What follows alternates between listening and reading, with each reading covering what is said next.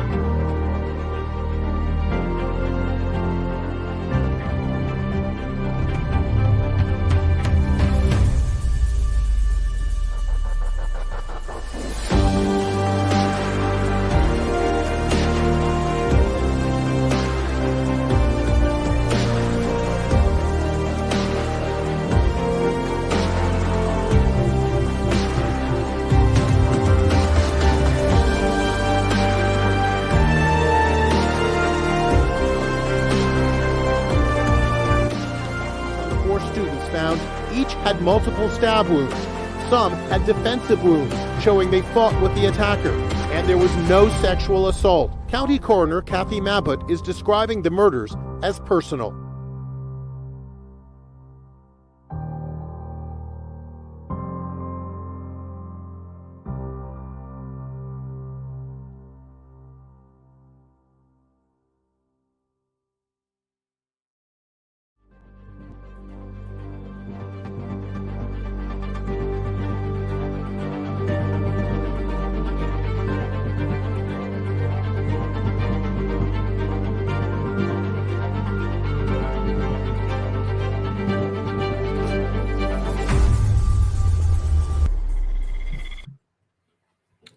Okay, guys, so hello and welcome or welcome back to Watch the Obsession live stream and chat. I'm so glad you guys are here. So let's see, there's a lot to talk about this evening. I moved the live stream back.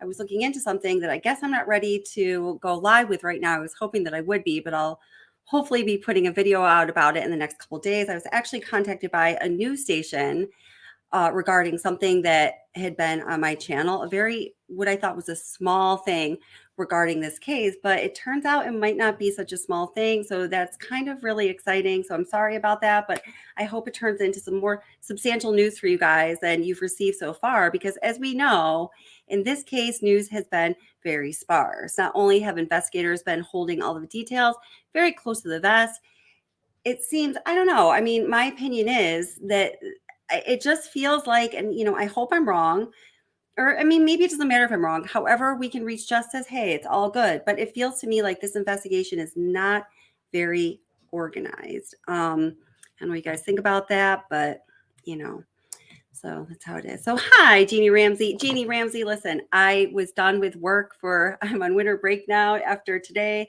I'm going to email you tonight or tomorrow, I promise. Okay. Thanks for being here. Hey, the Rockaway. It's always nice to see you. Hey, Utter. Love you. How are you doing? Hey, Butterfly McCoy. Oh, thank you. You're so sweet. Hey, Kitty Witty. That picture of the dark hair, that was an older picture. I just need to change the picture. I like that picture. So I might go back to dark hair though. It seems like you guys like it. So maybe I'll do it. I've been thinking about it. What I like about dark hair? If I don't wash my hair for a couple of days, it doesn't look greasy. With this color hair, this is my natural color. You know how that goes.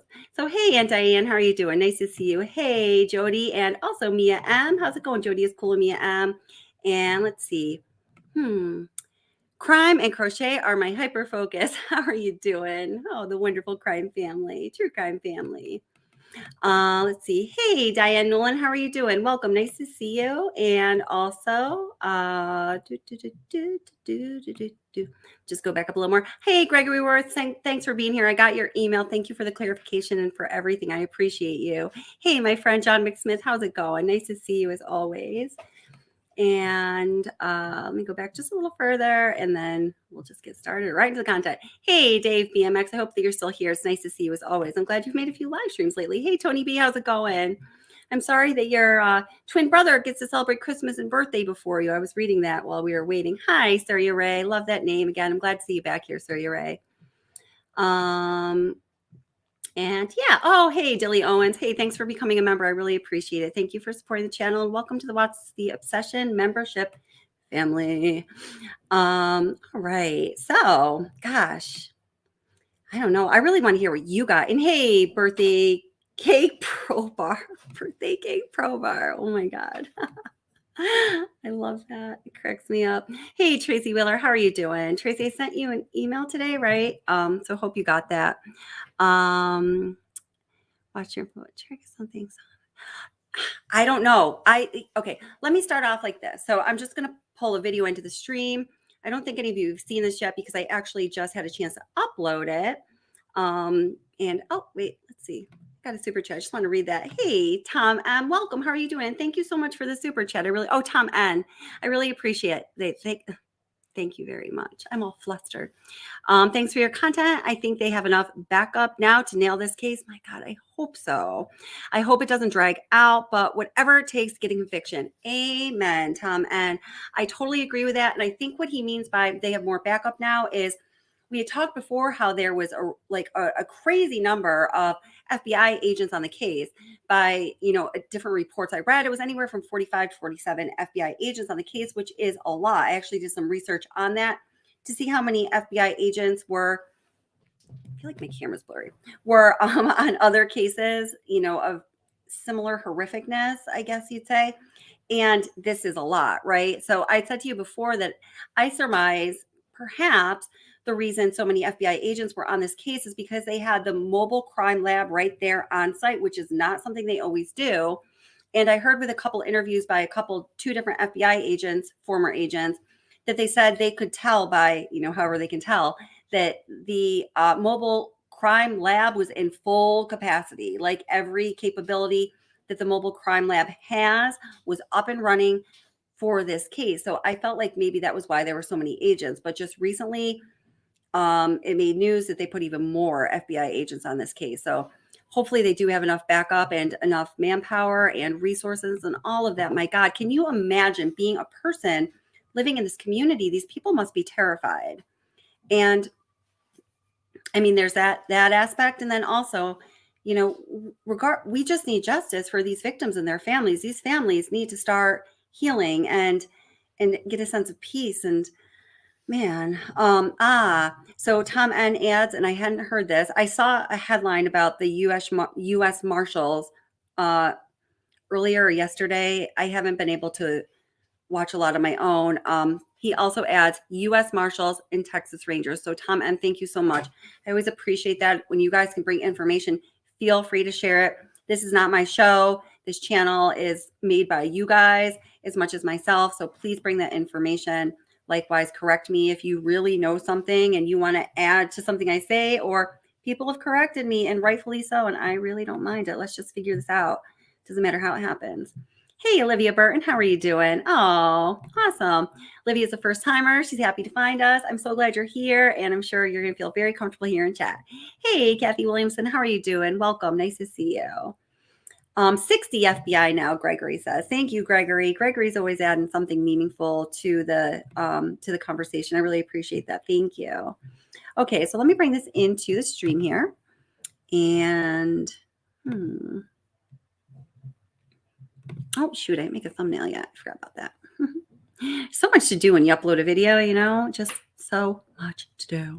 All right. I'm wondering if more people are starting to follow this case, because I think I was telling you guys my videos for this case weren't getting a lot of views compared to what they normally do, like a few thousand. We're talking like 5. My last couple have gotten like 50,000. I don't think I did anything too much different. So what I'm wondering if as this case continues on without being resolved, I feel like this is what happened with the Kylie Ronnie case. It started to pick up more public attention. I hope in this case that public attention, if that is what is in fact happening, is enough to really push investigators to, to take it across the finish line, because that's really what needs to happen. Let me pause that. Bring it in the street.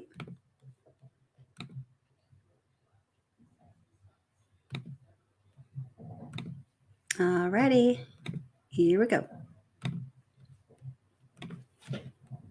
It's 5 minutes long. Covering the Hello, everybody, and welcome back to my channel. Oops, I don't want to go right to the end. I just want to make the screen bigger. Sorry. I'm on a different computer than I usually use. Hello, everybody, and welcome back to my channel covering the University of Idaho tragedy. Anyone that's been following this case knows that law enforcement has not been putting out many details. So it's no surprise that one of the details that has been released, which is in the form of a press release asking the public to look out for a white Hyundai Elantra manufactured during the years of 2011 to 2013, has gained a lot of attention, reaction, and response. Since that press release has come out, there have also been released several different vantage points of security camera or body cam footage from the evening of the attacks on the 4 Idaho students.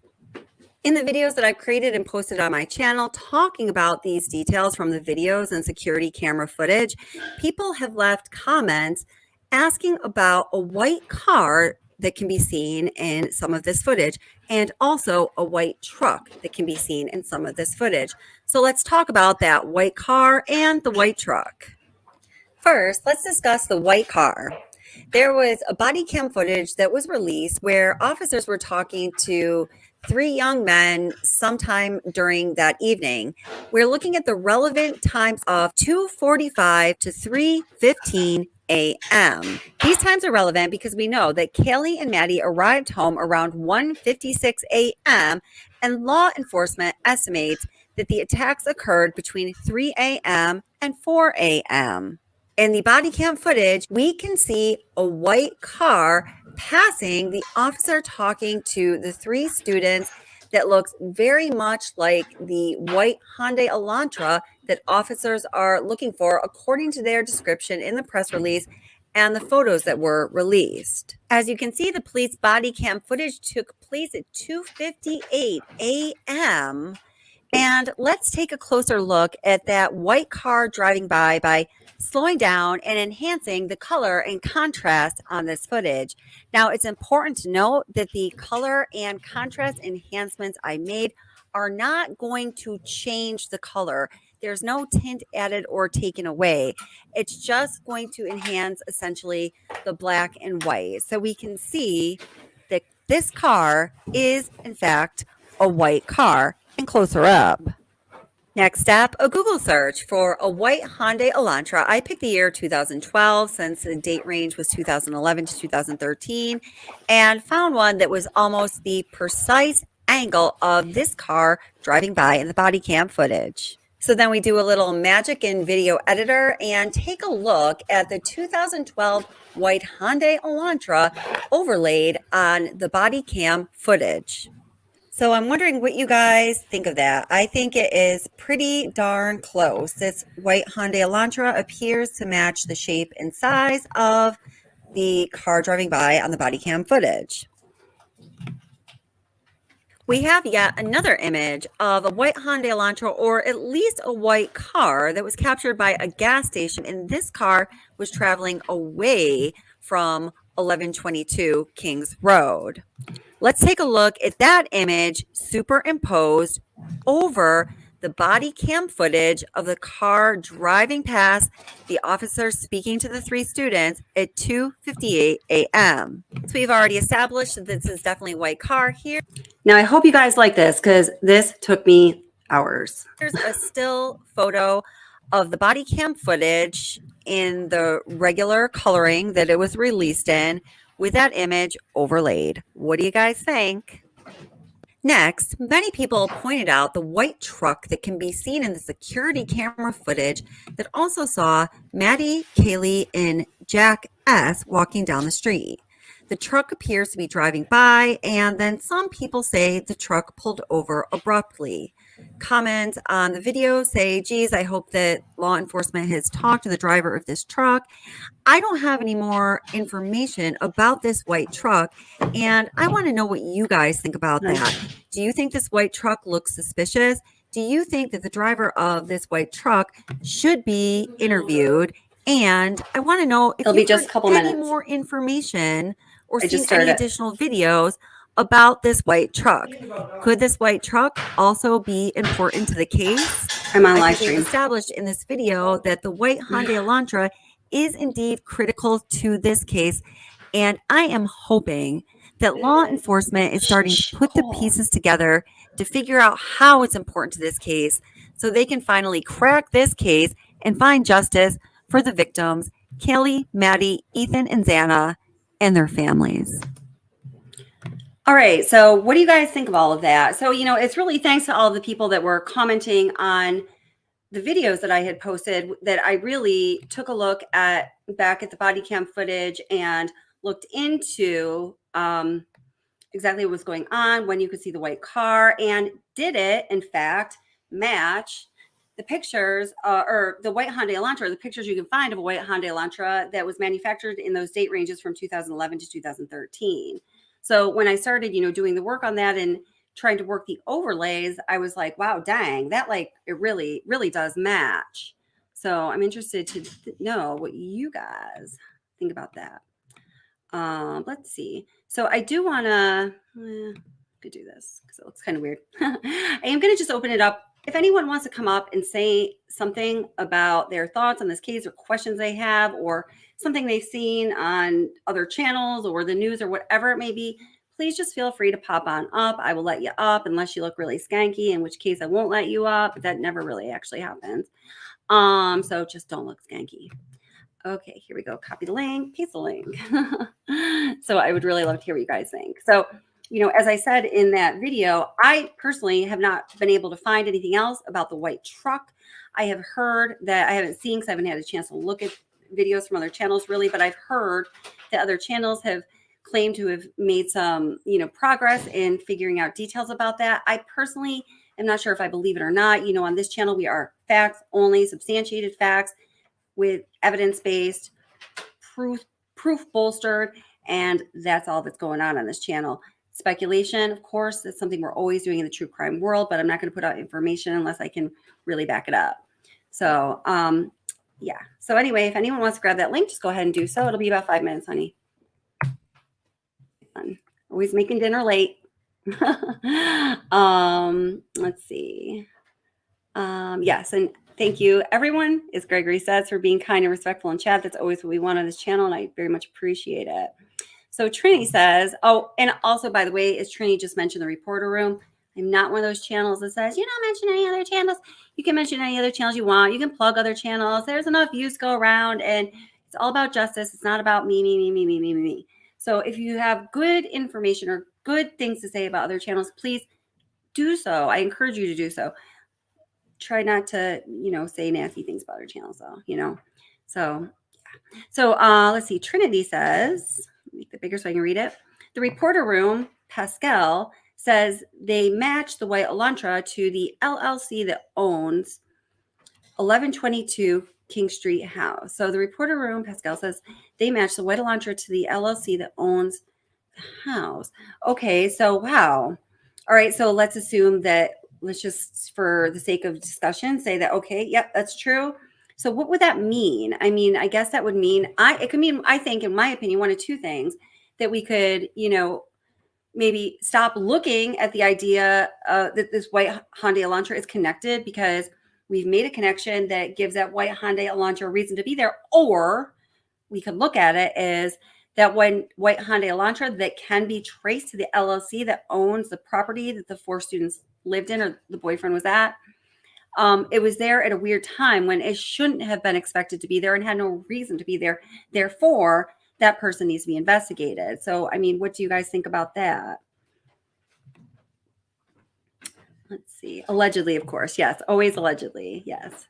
Anything that's said here, unless we are stating substantiated facts, is, of course, allegedly. So, yeah.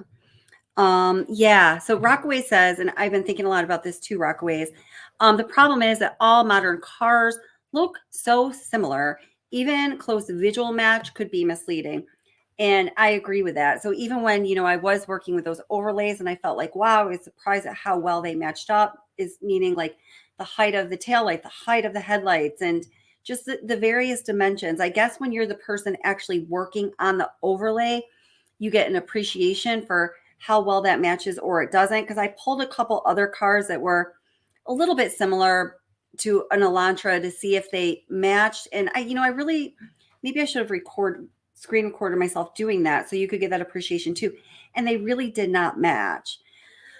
So still, I didn't want to make a bigger deal out of it than it is, because like it is what it is, right? I mean, all we can say is, oh, that looks kind of close. I mean, I can also, offer you this. When I was recently in the market for purchasing a new car, I was checking out those it's like, what's up with these, like Carvana, these online car buying places.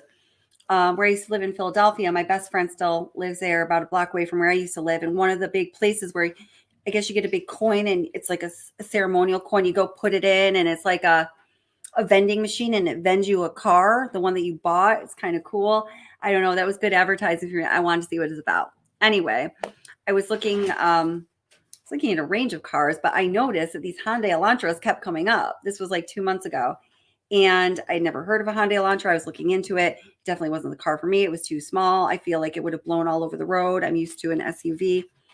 But there were a ton of them. I think it was the most frequently shown car when I was checking out that site. Anyway, So,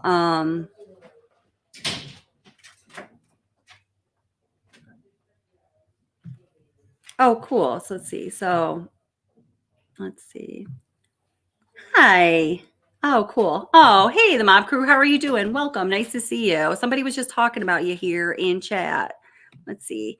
Mob crew says, hello, chat. And what's time sent me here? Love the show. Oh, thank you. I'm so happy that you're here. I don't really watch too much YouTube. I try to catch it, of course, occasionally because I want to see what other people are talking about with cases, but just little bits and pieces. But I actually really do appreciate your channel. So you did a lot of work on the Delphi case, right? Really good work. I'm pretty sure that's your channel. So glad you're here. Thank you so much. Oh, this is something else I was going to bring up today, actually. Kathy Williams says, because people brought it up in comments to my videos, that's why I was going to bring it up. Did you hear there's a $5,000 reward? Woohoo! So a lot of comments to the videos I had put out recently said, there's a reward. Or no, I'm sorry, why is there no reward yet? Like this has been going on long enough. It's been being investigated long enough. It seems like there has been no headway made whatsoever. So what's up with that? Why don't they pony up and put out a reward? It's like, the government has done that for cases, that, all murders are terrible. Of course, we know that. This is a quadruple homicide in a small university community. You'd think that this would move it up to like priority level as far as, the people who are going to be funding rewards. So until today or whenever you had heard about this, I hadn't heard about this yet. There was no reward, and a lot of people were wondering why. So I wonder if they just decided on their own it's time, or if it was the pressure from the public that finally pushed them over the edge and convinced them to do something about it. So I'm going to put the link into chat again. If anyone wants to come up, you're welcome to. Mob crew, if you'd want to come up and say something, I know that you've been doing some work on this case. And knowing the work that you did in the Delphi case, you might have some really interesting news. I would love to have you up, or anyone else. Hey, Phantasmic Ether, how are you doing? Oh, thank you so much. That's really sweet of you. I'm really glad that you're here. Welcome. Nice to have you here. Let's see.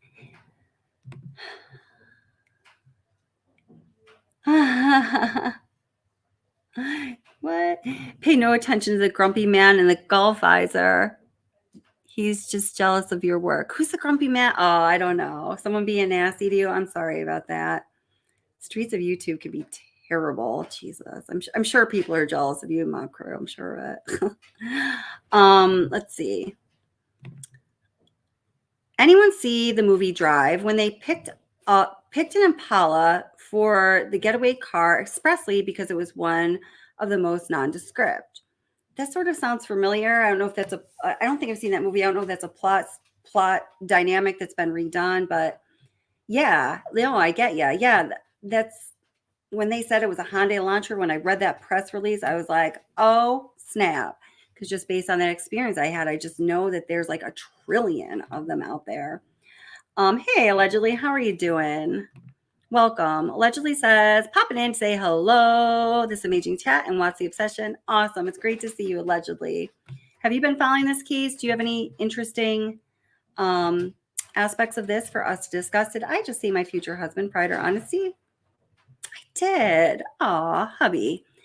Pride or Honesty says, the reward is a private party. Okay, thank you for clarifying that. Not law enforcement. There's no official reward because they know what happened and don't want to open the floodgates to hell that comes with a reward. Yeah, some people that had commented on videos that I was reading said something very similar to that. It's great to have you here. Thank you for contributing that. I really just very much worry about the pace of this case, the progress that they've made or the progress that they have not made rather, and just where things are going or not going. Okay, let's see. Michaela says, hey, what's the obsession? Did you see the white Chevy that was parked in front of 1122 King Road, noise complaint body cam from September 1st? In my opinion, the CCTV image put out looks more like a Chevy. So are you saying that the CCTV image that is supposed to be the white Hyundai Elantra looks more like a Chevy? Is that what you're saying, Michaela? I'm definitely interested to know. I'm going to come back to that. Let me know.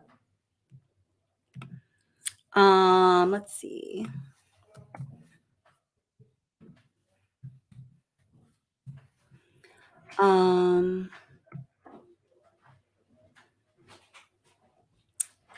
If you,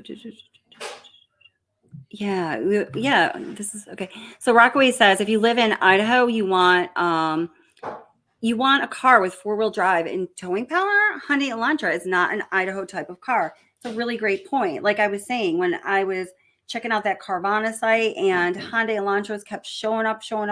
And I was like, what is this car? They were pretty inexpensive. You know, they like looked okay. The pictures, I was just, I just clicked to see what it was. When I did some research on it, there's no way I would ever get that car because I live in upstate New York, which has a lot of aspects of that Idaho weather that I think you're referring to, where you need or want 4-wheel drive and towing power because it gets really rough up here, the roads. That's a very good point. So, I mean, does that mean that perhaps, I'm sure that there are Hyundai Elantras in Idaho, right? Maybe not as many as in Idaho as in South Carolina. Or does that mean that we're trying to look at somebody who is out of the area? I just happened to hear, I wasn't even watching this channel because certain things that this person said really turned me off. So now I'm not going to say who the creator was. Sorry, creator. But it just came up. I had YouTube on the TV. I was doing some work and I had like the autoplay on. And so this dude starts talking. His whole thing is he believes, or he was telling the viewers that when he gets a hunch, it's always right. And, he was citing hunches he had on previous cases and how the cases turned out to be just like that. Leave it in there. Thank you. Thanks, honey. Or leave it right there. Thank you. Oh, my son just brought me dinner. So nice. Thank you, honey. And he was saying, he was like guaranteeing, oh, my hunches are always right. It's not a psychic thing. I use the power of deduction. And it sounds like a bunch of bogus to me, but I don't know. And if it's not, I'm sorry, channel this one. I'm not saying the name. I have to go check the other cases that see if his hunches turned out. But he was saying that, he has this like certainty that the perpetrator in this case is 40 minutes away, and a couple other details that I didn't really retain. I'm not really going anywhere with that. I'm just putting it out there. I don't know if any of you guys know who this is, if heard anything about that, but Fantastic Ether says there's lots of Hyundai Elantras in Minnesota. Yep. Okay. Yep. Awesome. Mob Crew just said, thanks for the invite. Just here to say hi. Maybe next time you're so sweet. Oh, thank you. Yeah. Come on up anytime. I'll shoot you an email. Maybe you can come on sometime. I would love to hear what you have to say about a number of cases. So yeah. So everybody check out Mob Crew. If there is a moderator that could grab the channel link and put it in chat. You probably have a lot of subscribers here already, but if anyone's not subscribed, I definitely recommend the channel. Go check it out. And let's see.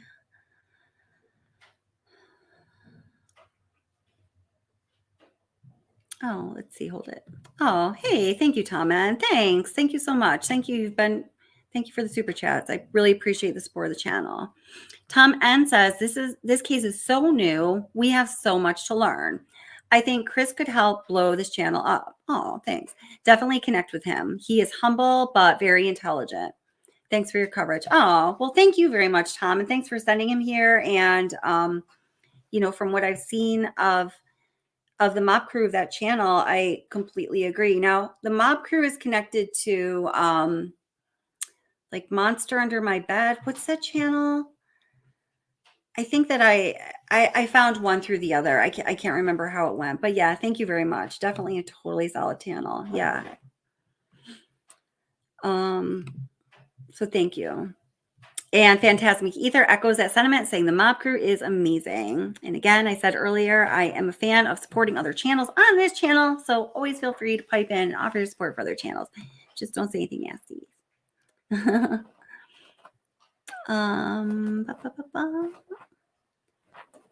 Okay, that's right. Tony, thank you so much, Tony. Yes.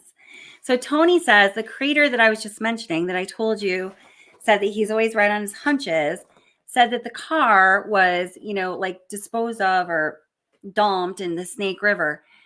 Does anyone know of this channel? And if any of this information is substantiated, this is just purely curiosity on my part. Truly nothing more. Let me go back, read a couple of comments, and I have some other topics I'd like to get in as well. I'm going to, again, put the link for panel if you do want to come up. We got a lot of shy people here today. You don't even have to turn your video on. You can just come up and say your little bit and peace out. But it's okay. No pressure either. I have plenty to say. I always do. Yeah, so Dave BMX says Kaylee's dad wanted to put out a reward and the cop said no. That's right. And he was speculating that why is it that the cops don't want to put out a reward? Like, he said like, yeah, I know exactly why. It's terrible for, rush season because sororities and fraternities and universities, I think all over, they do their rush in early January. I remember when I rushed for a sorority. It was my freshman year. I had to go back from winter break a little early.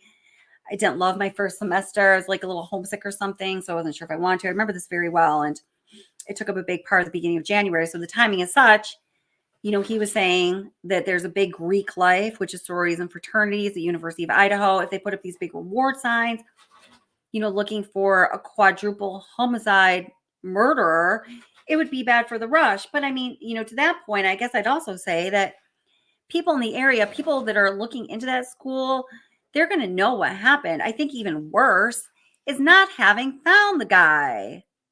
Assuming it's a guy. It's a guy. It's got to be a guy.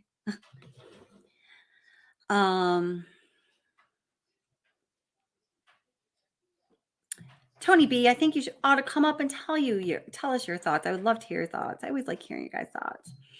Allegedly says, you guys are just making me do a lot of reading today. It's all good. Keep my brain active. My thoughts have been the same since the news report about the FBI agent count, which has now gone up. We were just talking about that. I have 0 suspects or persons of interest. Yeah.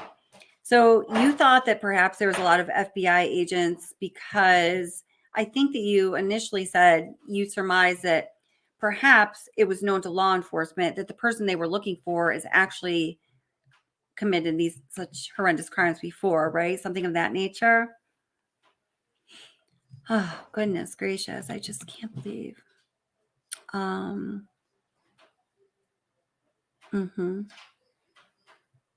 Okay, yeah, I'll bring it up. Yep. So Michaela says it's in the video where they were dumping the white claws. I definitely will bring that one up. You can see the white Chevy parked in front of 1122. Maybe law enforcement is looking for the wrong car. Let's take a look at that. So that video where they were dumping the white claws out, that is one of the 3 police body cam perspectives that we got thanks to Truth and Transparency. I've sent in some FOIA requests. I haven't received anything back. She got him though, so that's amazing. So we thank Truth and Transparency for that. Lana from Truth and Transparency is a friend of the channel. We'll definitely take a look at that in just a minute. I want to see that as well. I've heard so many people in the comments talking about the white Hyundai Elantra, the white truck, the white this, the white that. I just had to start looking into that. I've been so focused on looking at the people where law enforcement just raises an inkling of suspicion, or a sleuth raise an inkling of suspicion, like the Jacks, Adam. I've been really focused on that and just really started looking into the car aspect. Oh my God. Let's see. Yeah, posters and rewards won't change the fact that it's headline news. Absolutely. Do I have a theory? You always ask me that, Butterfly McCoy. I don't. I have a couple. I don't have one that I'm leaning towards. I'll talk about that a little more towards the end because I really want to see what you guys think. I felt like I was leaning in one direction for a little while, but some recent things, really nothing new that's come out. Just the way I'm thinking about it kind of changed my mind. Holy cow, Just Larry, check that out. Aw, Merry Christmas, Kelly. Merry Christmas, Just Larry. It's so awesome to see you. Just Larry, are you following this case? If you'd like to, come up on panel, say hello to everybody. I'm sure they'd be happy to see you. The link was just put in chat. Just Larry and I are neighbors. We live about 40 minutes away from each other here in very cold upstate New York. And yeah. Oh, allegedly is also in upstate New York. Do you have any other upstate New Yorkers? Weather's looking cold for Christmas. Okay. Huh. Oh, okay. So I'm just interested here. So David McCurley, welcome to the channel. Oh, Grumpy Man. Oh, the Grumpy Man comment again on a different channel now. That's 3 channels I've heard references to a Grumpy Man. I guess I'm not the only one who thinks he's not a good host. Wow. I want to know who this is now. I have no idea what they're talking about. Guess it's a grumpy old man. I love seeing just Larry. On my way up to New York City as we speak. And then what you see here? Oh, you're in upstate New York too. Awesome. Upstate New Yorkers representing. Just Larry is obsessed with this case. Just Larry, what are your thoughts? Come on, come up and tell us, Larry, or tell us in chat, one or the other. I would love to hear what you're thinking about this. Freezing rain here in Utica too. I think here, I don't know. I got to look out my window when I play a video. I'll get up and look. Last I knew we were getting snow. I picked my kid up. I got out of work a little bit early. 10 days of break. God bless working in the education system. And it was just really bad, icy, gross snow kind of thing. Hi, Sherry Claiborne. Welcome, sweetheart. How are you doing? Oh, grumpy old man. Is that it? Just tell us if we're right or wrong. Okay, so let me bring up the video. Yeah. Hey, John. Thank you. Yes, please do hit the like button. That's all I ask when you come here. I'd really appreciate it. It just helps the algorithms. You guys all know that. So, all right, let me check out. Look at that security camera footage. Let me bring up one of my videos that has that. So I'm not. That I already gave credit to Truth and Transparency for.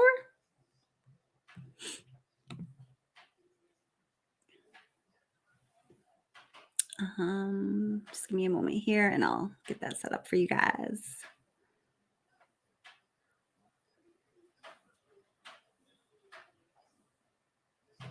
My computer's running slow. This isn't a StreamYard thing. It's just my computer. Okay. Can't blame StreamYard for this one.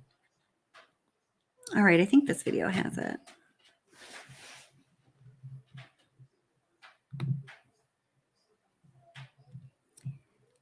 So let's see what we got here.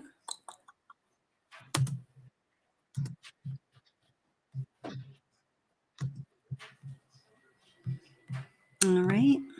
So that was that. Let me shut the other one. Okay.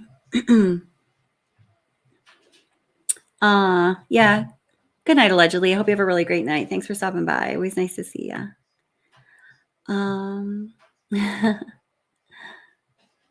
Oh my God, I know. So Rockaway's, oh wait, this leads me to a question actually. So the Rockaway says, the good news is that Adam is still alive and so is Hoodie Guy, so we can learn everything they know to help solve the case. So let me ask you guys this question, and forgive me for putting the question out to you, but like I said, the channel is, you know, just as much about you guys as it is about me for sure. I've been really, you know, putting in the hours with the last few days of work before the winter break. So I really have like not been even watching the YouTube that I normally watch about this case, because I definitely like to stay like, you know, in the loop. So to Rockaway's comment, the good news is that Am is still alive and so is the Hoodie Guy, so we can learn everything they know to help solve the case. Is it true? I've had so many people comment with this. What do you guys know about this? That Adam is Jack D's roommate. Is that some people have commented as though that is a fact, and duh, how can I be making content about this case and not know that? Maybe that's the case because I have a full-time job, but I just did a really quick search of like kind of the big channels that I think sort of break news. Like I know Truth and Transparency has been doing that with this case, or Plunder, or because there was a couple other ones. Michelle After Dark, I think, is usually on top of things. And I didn't see anything about that. I did see a couple other channels that were talking about it in speculative terms. But I was just wondering if there was anything out there more concrete. So Trinity says, yes, roommate. And this is no reflection on you, Trinity. I'm just wondering, but do you know where you found that? Because that would help me assess whether I think it's true or not. And then Dave BMX says, just speculating. Who thinks Jack D? Oh, okay. Does anyone, okay, so Dave BMX is asking, does anyone think that the perpetrator is Jack D or Jack S, which was widely speculated just a short time ago? So let's see. Does anyone think one of those people is a perpetrator? Just go ahead and pop it in chat there. Okay. Just Larry says, from all that I've seen, I believe that Adam and Jack were really roommates. Okay. Well, that moves me in a certain direction because I trust Larry. Okay. So Jeannie Ramsey says, this leads me to a good point too. I've heard roommates, but that is not from a news source. The news. The news. So I put out a video yesterday, I think, or the day before, that was about Adam. And in that video, I included a clip from Entertainment Tonight, I think it was, which is not necessarily a news source, like a 24-hour news network, like, I don't know, like Fox or CNN or even a CBS or ABC or something. But honestly, I really don't find that the information that they put out is generally very different from one another. So when I, after I'd made the video and I went through and had posted it, and it was up for a while because I posted it, I don't know, I would say during my lunch hour, I don't remember what it really was, but went back a couple hours and watched it as it was posted just to be like, I was second guessing myself. Did I edit everything correctly? Whatever. I noticed something that I didn't notice when I made it, that Entertainment Tonight said that when the police came to do the noise complaint response, it was two guys that answered the door. But we know from actually watching that entire police body cam footage that it was not, yes, eventually two guys did come to the door, but we know that it was initially Bethany who answered the door. So that was incorrect. Something else that they got wrong that was a much bigger deal was, I can't remember right now. Let me play a little bit of that body cam footage and I'm going to remember for you. It's a little bit late for me. I get up at like 5:30 in the morning. So, Randy Hansen, just to answer Dave BMX's question, says, I'm leaning towards Jack D. The unanswered phone calls bother me. Rockaway says, Jack D was pushed off in the friend zone. That made me remember the other thing that was a bigger deal. Thank you. His hottie ex was leaving him behind for bigger and better things, and he is stuck freezing his sacks off in nowhere, Idaho. maybe, I mean, no one wants to be stuck freezing their sacks off and nowhere anywhere, right? Oh, terribleness.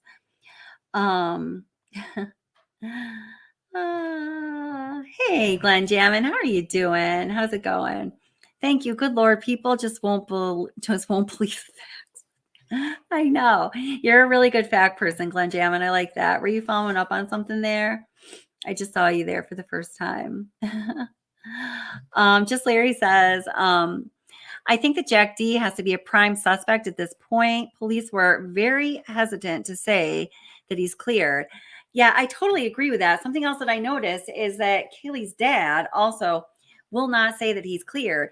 Notice how quickly Kaylee's dad said that Adam is cleared, but I definitely took note to say that he had never spoken about Jack D being cleared. So I keep going back to him too. I don't know. Oh, grab the StreamYard link on my iPhone. I'm having to talk. Is someone trying to come up on panel? I can't tell if that's what you're talking about or not. I'm going to put the link up there again in case you are, because I've opened it up and I'd like to keep it open. Gregory Worth says, Jack D's been my number one suspect since day one. I do know that about you, Gregory. And yeah. Oh, good. Esther's coming up.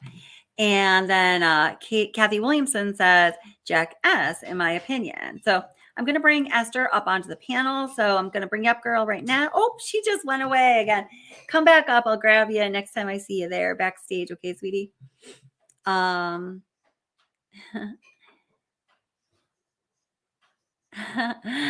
Just Larry, just saying, Utter Nutter wants you to come up on panel, and so do I. Okay, here's Esther. Awesome. We still want you to come up, Just Larry. Thank you. Hey, Thanks Esther, for having how are me. you doing? Hi. Great. Hi. I was so excited to see that, yes, you were on today. I missed the Awesome. notification, but I did I want know to those apologize. notifications. Yeah, and I Geez. haven't used StreamYard, but maybe once before, so it's a new thing for me. But Awesome. I did. Oh, I love your profile picture. You're beautiful. Thank It's such a you. cute picture. Thanks. I appreciate it. So cute. So I just wanted to jump in on here just to kind of see where everybody's at and kind of give my sense of this horrible tragedy. Oh, I know. I mean, it's like I'd unreal. love to hear what you think. I know you It's are also horrible. just like Glenn Jammin and so many other people here. I know that you are really like a driven, fact-based only person, and I really love that about you. Thank so I'd like to hear. you. So knowing that about you, I'm very interested in hearing what you think. Yes, it's so disturbing. First of all, these four beautiful people, okay, I mean, their whole life ahead of them. It's just an atrocity. And then here's the thing. I mean, the timing. I mean, it's never a good time for a horrible slaughter like this, but right at the holidays when everyone is like all about family, and then these families, their love, everything is taken away from them.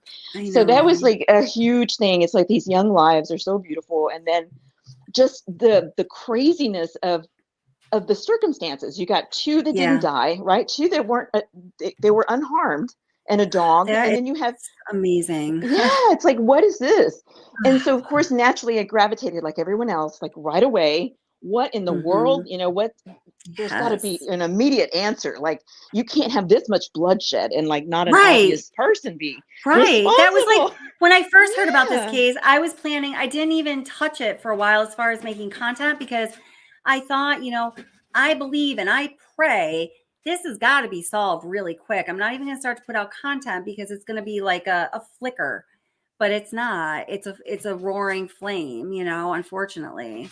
Yeah, I mean, it is not a flicker. It won't be, even after it's solved. And once we hear about it, it's never going to go away because there's so many angles to this. It's unreal. There's so many things that have been put out there. There's so many speculations that have begun. You can't take that stuff back. No, but you know what? I have to say, I love law enforcement. I'm a big pro law enforcement person. I was even married to a man that was in law enforcement. But here's the thing I have a real problem with. I don't, and I hate to sound so critical, but I'm just being honest. I do not like the way that this has been handled from day 1 to day 52 or whatever day we are now. It has been unreal because, we were all very interested from the start. And I feel like they dropped the ball. Naturally, it's a small, Mayberry. Everybody's been talking about how Right. small, got 8 people But, there. we've been talking about 46 FBI agents on the scene day one, like immediately, So true. So true. But, I think that the first initial calls, like they had, I don't know Right. how soon you were Those in are on it, but important.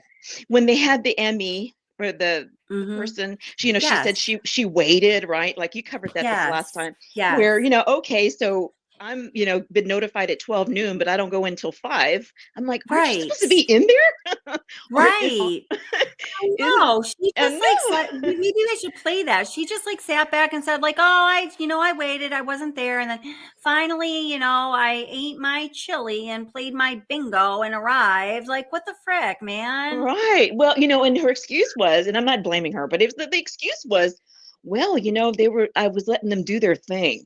Right. Like she was No. like, she said, I let them do their thing. So And it when was they a were all done, then I went in at 5. So I just want to say, and I'm only saying this, Esther, because people ask me this question. This question, they don't necessarily ask me, but it comes up, and sometimes they do. It comes up all the time in discussion and comments. The difference between a medical examiner and a coroner. So in this case, it's a coroner. So the medical examiner is a medical person who actually performs the autopsies. A coroner is a person it's an elected position. She is a state or a community official. She's working for the public. And part of a job of coroner is to be an investigator in the case of a suspicious death. So if you are the publicly appointed person who is your person to investigate suspicious deaths, you don't wait to get there. I have so many problems with this coroner. I'm working on a video about it. It's just the video just keeps getting longer. So many problems with this coroner. Yeah, it's She just should have really been something. there. I She don't think should there's have any been excuse there. for it. Yeah. And as you noticed in that first interview with her, and I think it was the only one that they had, she was very pensive, right? She didn't want to be unprofessional and say something out of line, and I understand. However, but she's been so out of line. Here's the problem I really have with this whole thing: the time of death, which is so important, right? Right. She never did actually say that it was between 3 and 4 a.m. She never did say that. When they asked her, I don't know if you noticed that, when they asked her, can you pinpoint the time of death? She said, well, no, I have not been able to do that. That's going to be for the medical examiner. Right. So she didn't say that. But yet I think it was on day 2 when the first came out, that's when the police were already saying between 3 and 4. So I don't know if they know something. Was there a text message or, what I'm saying? Like, or did someone actually hear a scream? So it's just so confusing. I mean, I don't want to get hung up with totally her, but that's just the start of it. There's just been so many calamity issues. And as far as the white car, this Elantra, between that and I've seen other pictures that like it could have been, and I don't know all this. It's just so weird. But I've heard even saying that it could have been a Tesla and other things, right? Right. I've heard people say that too. Yeah, I've heard that too. So here's what it's so nondescript, right? A white vehicle, it's just it just makes me feel like we've been all led on a wild goose chase, right? Like they had to throw us a bone, right? They had to throw us a bone just to like throw a red herring. It's a red herring. So that we're all kind of like left with chasing after something and trying to find this and that and all these sleuths. Yeah, it's the internet sleuths I think they're trying to throw up. I feel so bad. I definitely do not discount that possibility. I can be like, I feel like I myself can be incredibly naive. Like I initially, whatever is like put out by the officials, I go with it. I just trust it. Like I should know by now, right? Me too. Yeah, me too. People, and I want to believe, I think, but people, right away, like in the comments on videos and things like that, we're saying like, no, like I don't believe it. I think, like a thing people say is this is a distraction. They just want you to look the other way. And I'm like, want. No, I want it to be something real. I want it to be something good. Kelly. Yeah, I get you. I so get you. I understand. You're not a person that is, the way I see it is like, you're not gullible. You just give the benefit of the doubt because you're that type of person. You're fair. You're fair and balanced. So you kind of want to, it's not like you're not jaded. I mean, I think you have some knowledge of how things go, but you're like me. You're that person that just really wants to give that possibility that, you know, this feel like they're responsible and that they're going to, you know, you set the bar high, that, you know, that they have high, you know, in my mind, I'm thinking for all people, I always want to set the bar high for people. I don't like to undermine people. That's really well stated. So I see that for yourself. Yeah. Give them a chance. So I go in with that thinking too, but I've just seen so many holes, and I'm not liking this, you know, I do not like the pressers that they give, you know, where the one man shows up and this is last time the chief says, you know, we have 94 years of experience, like trying to give confidence. You know, they got to come out and say that that they have something that they're going on to feed that, you know, give it some kind of feeling like we're not all just having a nightmare. Right, you know, exactly. like because if they've gone this long and made literally no comment because they really ain't got nothing to say, you know, that is really bad PR, you know, for them. Yeah. So I've been surfing the net, you know, I've been trying to find information and trying to go into other, you know, maybe some of the people who live in the area. But I certainly feel like now it's been over 2 weeks or something, 3 weeks with this white vehicle, and I just am feeling more and more as though it is not even a real thing. Like, you know, you're hanging your hat on this white vehicle, but yet, and I want to say this, I was on a live and just the other day when there was a guy in the area of where the wrecked one that was found. He was over there and he actually went up and got the VIN number. It was on camera. He went over there and looked, and then they were like, oh, we'll follow up with it. We're going to have it, because he had to call in. He called into the tip line. He said, you know, I found this vehicle and this and that. And they treated it like, oh, okay, yeah, we'll get to it. Kind of reminded me of the Kylie Rodney case where, you know, they didn't even go and pick it up or go, you know, collect the evidence. They didn't tape it off.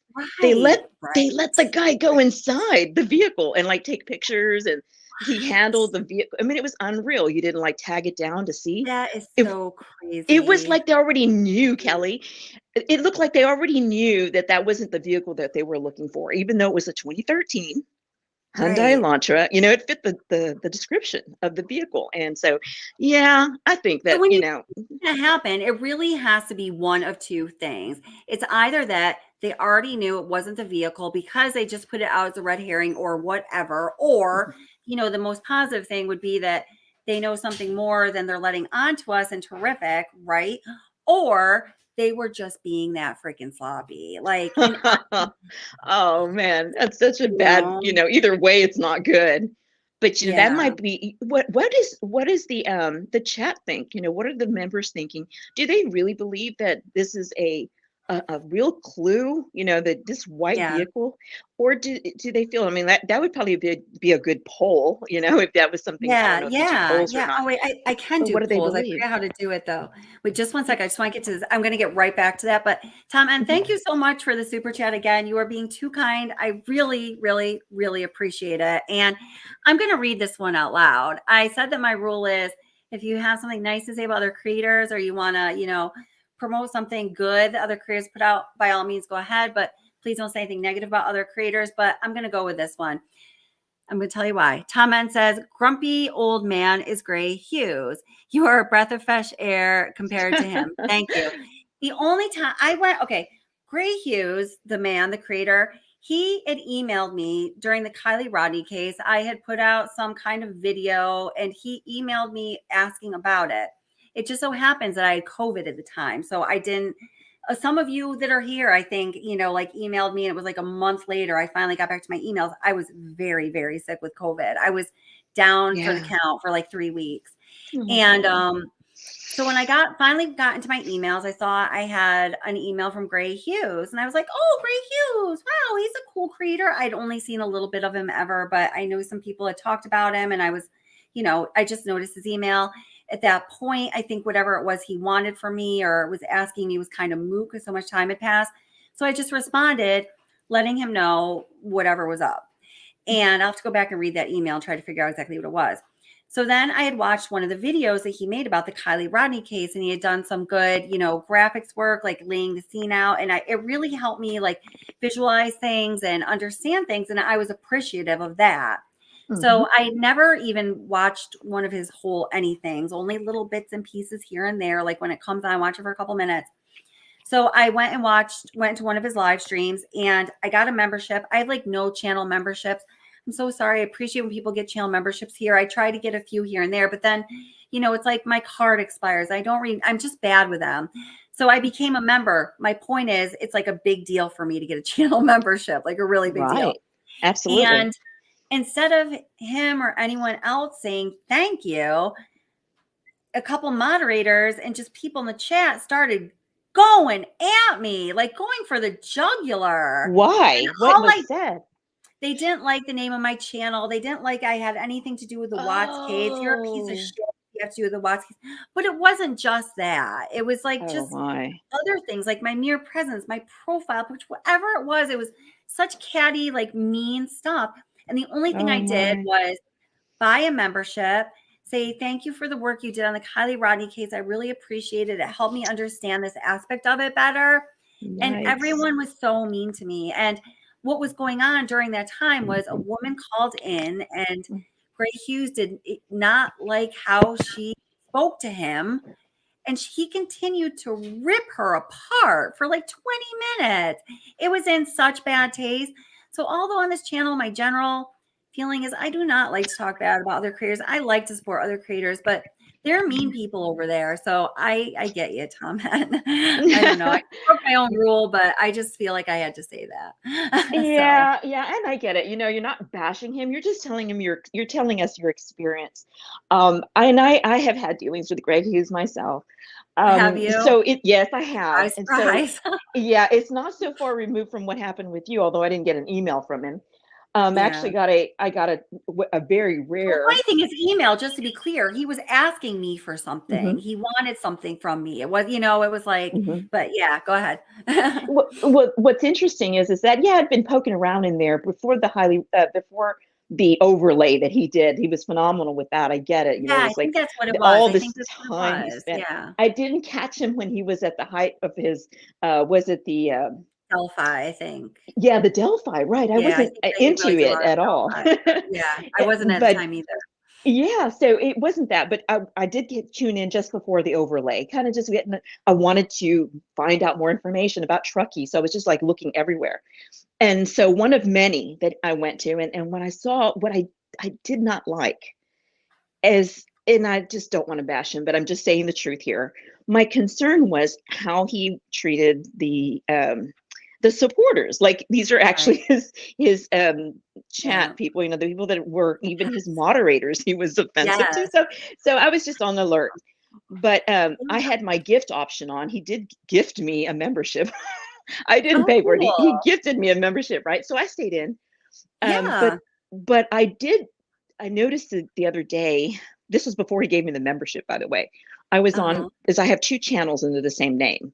It's just that because I had been, this is a long story, but anyway, I was on, and I made a comment about his last model, not his last, the previous model. It's been like, he's always up. And that's one thing I like about Gray Hughes is that he is unlike us, right? Like not so unlike us, rather. He's always trying to raise the bar for himself in terms of getting better. And he's always refining his craft being his models. And I do appreciate that about him, but his whole MO apparently is nasty. Well, you never know when somebody might be in physical pain and not be telling you. And I don't know if you've ever been around somebody who's physically in pain. Sometimes they're kind of mean and nasty. Yeah. I'm not giving them an out. I'm just saying from my own experience, I've known people that I love and that I know have loved me. But when they're in pain, physical pain, they can be just nasty, And so I'm always aware of that he's very hard sometimes to really completely swallow. But what I do appreciate about him is he's actually a very smart person, and he is a smart man. But because I've had issues in the past with my former husband, who was my ex-husband was a cop, he was an officer, and he was before that a legal he was a lawyer. Okay. So he had Okay. that background. And so he was a very smart guy, but he was arrogant as all hell, right? He was super, super arrogant. And he was mean. You know, he was very sarcastic, but not like us, like our fun sarcasm where we're just flippant. Like, He was, I know what you mean. Yeah. yeah. You know, he was, by his words and how his inflection and what he said, he was very mean because he was arrogant. No one was smarter than him. And that's who he reminds me of. It kind of reminds me of my ex-husband. Yeah. So, you know, there's good and bad. But Yeah. moving on from that, and I just didn't want to overtake the panel here. I didn't want to say too much. But anyway, forwarding it, there's not that civility like you have in terms of you want to hear from all your chat members. You want to hear from your mods. You want us to participate, not to bring us down, but to elevate our thinking. And as a group, like when we come here to your, I know this for myself, and I've seen it even in other people coming to your channel, is that we're looking to be enlightened and to also share. We share information with you, and you edify us, and then we find out things, right? We're like, as a community, we are searching. That's good. That's how we want it to be. That's how because it really is all about justice. Yes. Yeah. And so I always feel like good. I may not be contributing in the chat, but I feel like if I wanted to, I could, and that I wouldn't be negated, like I wouldn't be mistreated. As long as I say things with dignity and respect, then I'm always welcome here. That's awesome. That's really good to hear. Yeah. And so kudos to you. I love your channel. You were actually the first channel I got in with the Chris Watson. And then where I met Ara and like all these wonderful people, DC Primetime, who's not here today. Yeah. No, I know. We miss her. I always notice when she's not here. I know. Exactly. And so so many others like Eder and then Gregory, and you all know who you are that are in the chat. Yeah. Jody is cool. I don't know that she's here this evening, but I know we all feel that way. We like to come to this space because we're comfortable here, and we know that we have you who is as a moderator, not a moderator, but as a content creator, that you are all about justice. You want it's not about the drama and you know, the super chats, you know, and things like that. Your desire here is for us to learn and to investigate, to grow, to kind of gain knowledge so that we can make it a better world, right? Because knowledge is key. It is key, and I'm so honored that you think that. I appreciate that very much. I appreciate that because I wouldn't want to give off any other vibe. You know, you don't. No, and it's a fun place. It's a fun place. We laugh when we have bunny breaks and just some great bunny stuff. break today. I've got my camera on. So Thank you so much for saying that. And let me just. I want to hear everything you have to say. First of all, I want to thank the mob crew for the super chat. Thank you so much, the mob crew. I'm so happy you stopped by. I'm excited to go watch some more of your content. Mob crew says your warm and polite presence is amazing. Have to go, but great show. Thank you so much, Mob Crew. I will be stopping by very soon. And everybody, please go check out the Mob Crew. Really solid channel. And I also want to welcome Sis Vicious up onto the panel. So let me just say hello to Sis and let's all chat. Hey, Sis, how are you doing, girlfriend? Hey, Sis. Hey, I'm good. Can you hear me okay? Yeah. How's your voice? All better? Yeah, for the most part. I think I'm finally on the mend. I don't know. Gosh, that took so long, but yes, thank you. Yeah. Don't jinx me. There's been like you sound great. Around. Yeah. Yeah. Yeah. It seems like still though, even if now the heat is cranked because it's so cold, but if I talk for a super long time, I'm still getting that like dry crackiness. But I think it's just the dryness of having the heat on. Kind of like wintertime normal thing. Yeah. I feel How are you feeling? I'm good. I'm doing good. I'm feeling great. I just got done with work, got 10 days off. Woohoo! I'm feeling I heard that. That's awesome. Lucky. So what's on your mind, girl? What are you thinking about this case? Oh gosh, I have so many thoughts on this case. I don't know that I have like any one theory, but there have been a few things on my mind, I guess just more details of it. And I was listening to you earlier and I'm 100% with you. I do not like many things that the coroner has done. I find it just so incredibly inappropriate. And, you know, especially talking to the sister in the way in which they did. But I was listening to an interview with the dad. And I always hate, making comments or whatever about families. But one thing that I don't understand is because we hear over and over and over repeatedly that they want more information, they want more contact, they want the police coming to them.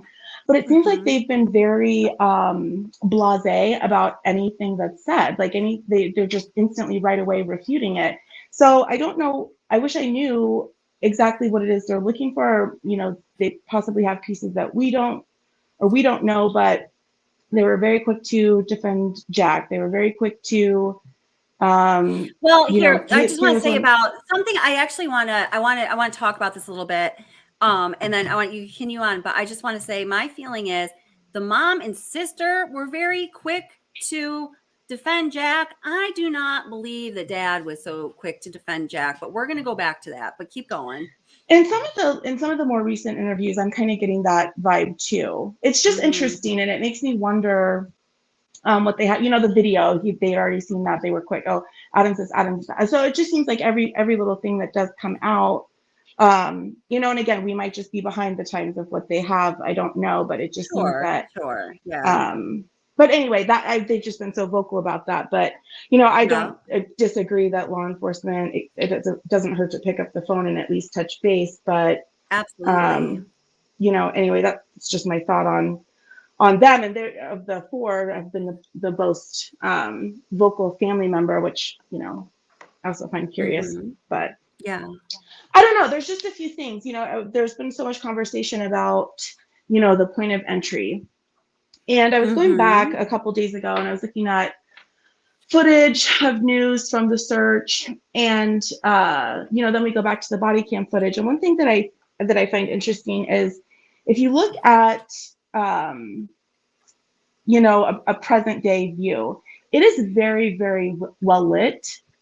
And I don't know if on the heels of this happening, maybe they got the city or, the electric co-op, whatever it is, to come out and put lights. But when you look at the body cam footage, I mean, it is dark as sin everywhere. It is. Yeah, it does appear that way.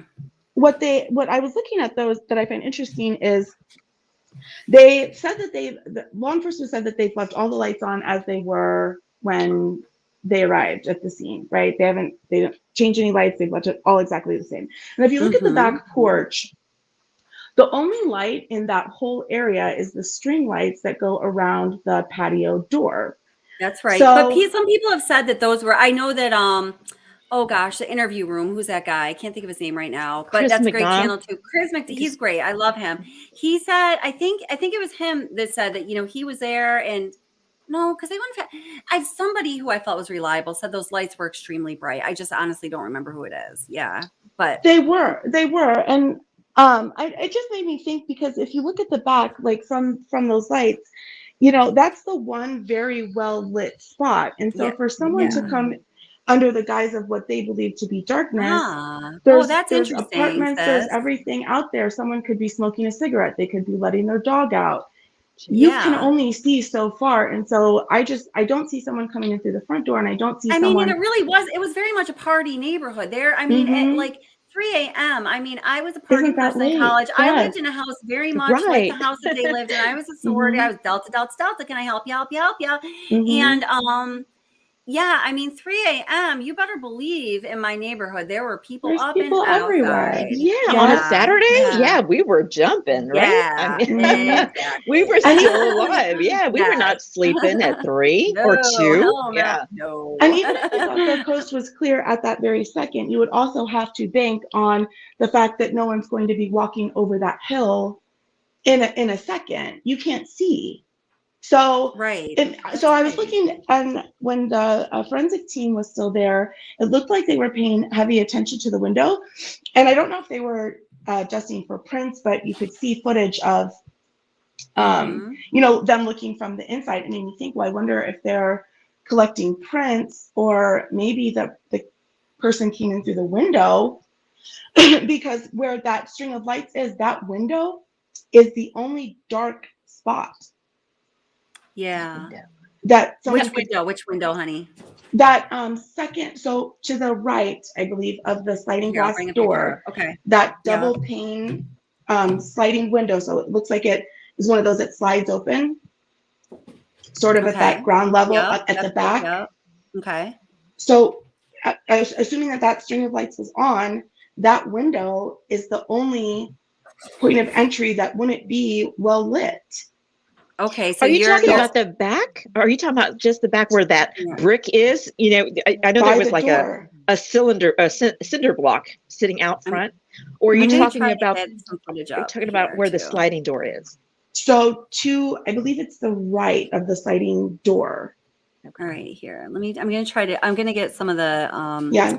Oh wait, here, I have it on my channel, duh. I'm gonna get some of the drone footage up so we can take a look at exactly what you're talking about. Okay. Is that bedroom on the second floor that's across the hall from supposedly Ethan and Zaina's room? Well, it There's made that me one wonder if perhaps because that was the point of entry, if they were the first attacked. Yeah, no doubt. I was thinking that too. Well, don't we know that don't we it wasn't, is it true? This is what I heard, and I felt it was pretty didn't the coroner say that Ethan was the first attacked? I don't don't remember her know. saying that. No, I don't. Although that You know, when you were just talking about the coroner, she did that initial, I know exactly what you're talking about, that initial like interview where she was sitting down. I think she was wearing a green shirt. She was very kind of like quiet. But then a little monotone. She did another media interview where she just did not shut her mouth. I was trying to look for that, but I'm trying to look at like 15 things right now. She said a lot. And then, you know, Did I lose connection? Recently, Kaylee's mom was saying that her 17-year-old daughter, I hear you, honey. Her 17-year-old daughter answered the phone, and the coroner told her over the phone some horrific details. Yeah, I would have looked that lady Jesus God, I know. Like, what she asked if she wanted to hear, which of course someone would say yes, but you have no idea what. You know what they're gonna say. When you know what you're gonna say, and if she knew this was a 17-year-old sister, especially, shame on her. That's unforgivable in my opinion, for sure. Yeah. I'm looking at what Gregory's stating right there as a highlighted chat there, and he's right. You see what it says there? The biggest criticism. Oh, can you read it? Can you read it, please? I'm looking. Yes, ma'am. Sure. It's Gregory Worth says the biggest criticism I have heard is from some experts in the field and how the crime scene was processed. Yes.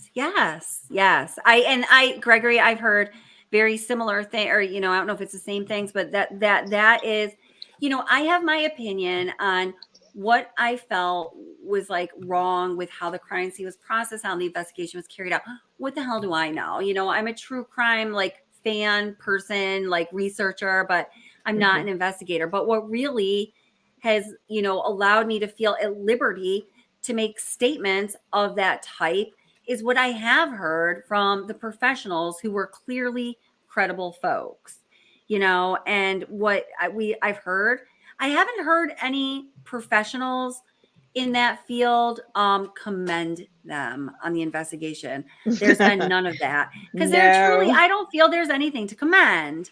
It's really unfortunate. And again, I only say that so strongly because of what all of these other people have said who know so much more than I do, you know?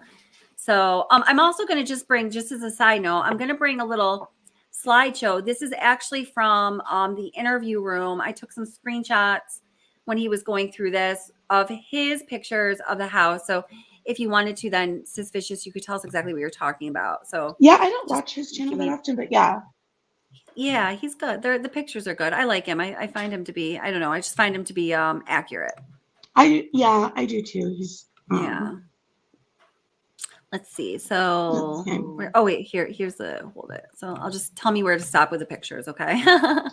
So we have this this picture is this vantage point of the house. And here the one thing that's good about it is you see the 3 distinct different floors. So you see the first floor where there's only, you know, the entry from what kind of looks to be the back.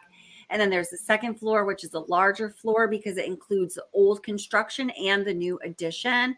And then the third floor, which is the smallest space that's just all new construction. So then I'll go on to the next vantage point. So there is the back of the house where you see the entry point to the first floor. And then there's the second floor, and then the third floor, which is set back, is the new addition. And then here is a picture that is peeking through the woods. Here he was talking about how he felt it would have been so easy for someone to have been just perving around there, kind of stalking them, lying in wait in the woods, and nobody would ever know. And then here's this vantage point. I'm also just looking for the window you were talking about. So I believe it's that one right there where the little grill and the junk is. Gotcha. Okay, yeah. Okay. So I'd have to see a picture of it lit. But the picture that really sparked my, turning, or my wheels to turn, was I was looking at that and I thought, well, that is literally the only part that, because the front door has a light too.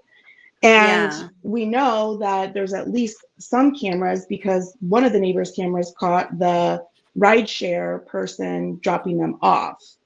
Right. So if you've staked out the area or know them personally, whatever, I mean, I don't think you could discount that somewhere on some of those college house buildings would be cameras, right? So I would try to go in. If there was an entry at ground level, that would be dark, and I had the biggest chance of not being seen. So, okay, so that's on the deck. Oh, do you want me to keep going? Okay, sorry. Yeah. I was just, I actually don't know what the next, here, hold it. Let me find out what the, let's see. So the next couple pictures are not really that good. Let me skip forward. All right. So let's see. Hold it. Let's see what this one is. Oh, so wait, are you seeing the same picture I am now? No, wait, hold it. I brought something different. I think I have to go to a different set of pictures now, because that's all I had from that set. But I know what you're talking about. I think I have to just do a little more searching here, which we'll do. Yeah, I haven't heard too much of that, actually. I'm going to keep searching. Keep talking. So, go ahead. Oh, no, I'm sorry. I was just about to say, Sid Vicious, I'm so glad that you brought that up about that window, because I haven't heard a lot of that. It's mostly all about that sliding door or the front door, only the front door, because of somebody saying that they saw the door open at 8:30 in the morning, which I'm still not clear that that's really an actual report, but I've heard those things. But no one is really talking about that back window other than on the interview room, which I did see that day when he was talking about the brick and also the window covering that had been taken down, but we don't know when that was done. But this is the first time on like an actual call-in talk panel that I've ever heard anybody want to speak about that being the entryway. Well, and I say that really glad you know. Oh wait, here I actually found a little. Okay, go ahead. I've gone through 100 windows, like not having my keys. So but you say you locked yourself out of your house. I've done it. Yeah, I've locked myself out 100 times or lost my keys, whatever. And it's so terrible. I've done it too when I was a kid. Yeah, younger. And I think I'm gonna bring up something in a minute. I just have to edit something on it. It was a floor plan layout that I made, but I mislabeled something. But it's just gonna take me a second to fix this. That window is a window that goes to the unoccupied bedroom, correct? Have you already said that? I'm just catching on. I didn't, but I believe so. And that was another point. If you're planning on coming through the front or that sliding glass window, you're going right into a room where assumingly someone's there. So if you snuck in, you have the advantage of an actual surprise. You're going into a room where you know that no one's sleeping, if you're familiar at all with the house, right? But here's one thing that came out to me today, just about that particular room. I don't know if anyone else has seen the other channel. I don't know. There's a particular channel called Truth and Transparency. I think her name is Alana. She's done a lot of really good work done on this. And so where she was thinking, I mean, I think she was speaking of where she's got interior pictures that, she's a researcher. She's like you, where she goes in deep, right? Yeah. No, she's a friend of the channel. She found some pictures from 2021 and 2020. Way back 2021, where there's pictures of her in that room at number 3, which is on the second floor. And she's stating that she believes, unless someone can prove differently, she believes that that's where she was staying. Now, did she choose to go into another room, which is kind of weird. Right. So, but anyway, that Yeah. just adds another dimension to the already wild ride of a story. Yeah, you know what? And I didn't see that. I didn't see that live stream, but I just saw like the I don't know, her like advertisement or whatever you call it for it. Mhm. And I do know that. Okay, so going back to when it came out somewhat recently, where they said, oh, there was a 6th person on the lease, and I was really surprised that everybody found that to be surprising, because very early on in the investigation, I recall like it felt like to me a lot of news sources, or a number of news sources, talking about how there was a roommate who they had just recently asked to leave. And, at first, of course, they were saying, could that person be a suspect, because they had just asked this person to leave. And, it does sound like they had a little bit of a, I don't know, shall we say like a turnover of roommates? I don't really know how to put it. I've heard a lot of different speculative stories, but I do know that the story about them recently asking a roommate to leave who had just in fact left, whether she was on the lease or not, I do not know. That when at the time, I kind of like check things out as I go along to see if they're factual or not, so I know where to file them in my brain or in my computer. I definitely believed that to be true. So I don't know, for whatever that's worth. Yeah, I hear you. I agree that it was revealed early on. So it was like no big news when but again, I feel like the media hyped that up because they've been thrown breadcrumbs, like very little. Exactly. So exactly. they make a big thing out of nothing. We gotta do something with these breadcrumbs, Yeah, give me something. Yeah. And I think it's insulting to the family for them not to give any information to the parents. I think it is too. mean, that just kills me. Poor Steve. I mean, I didn't blame him for kind of like divulging. I don't blame him. He should be losing his shit.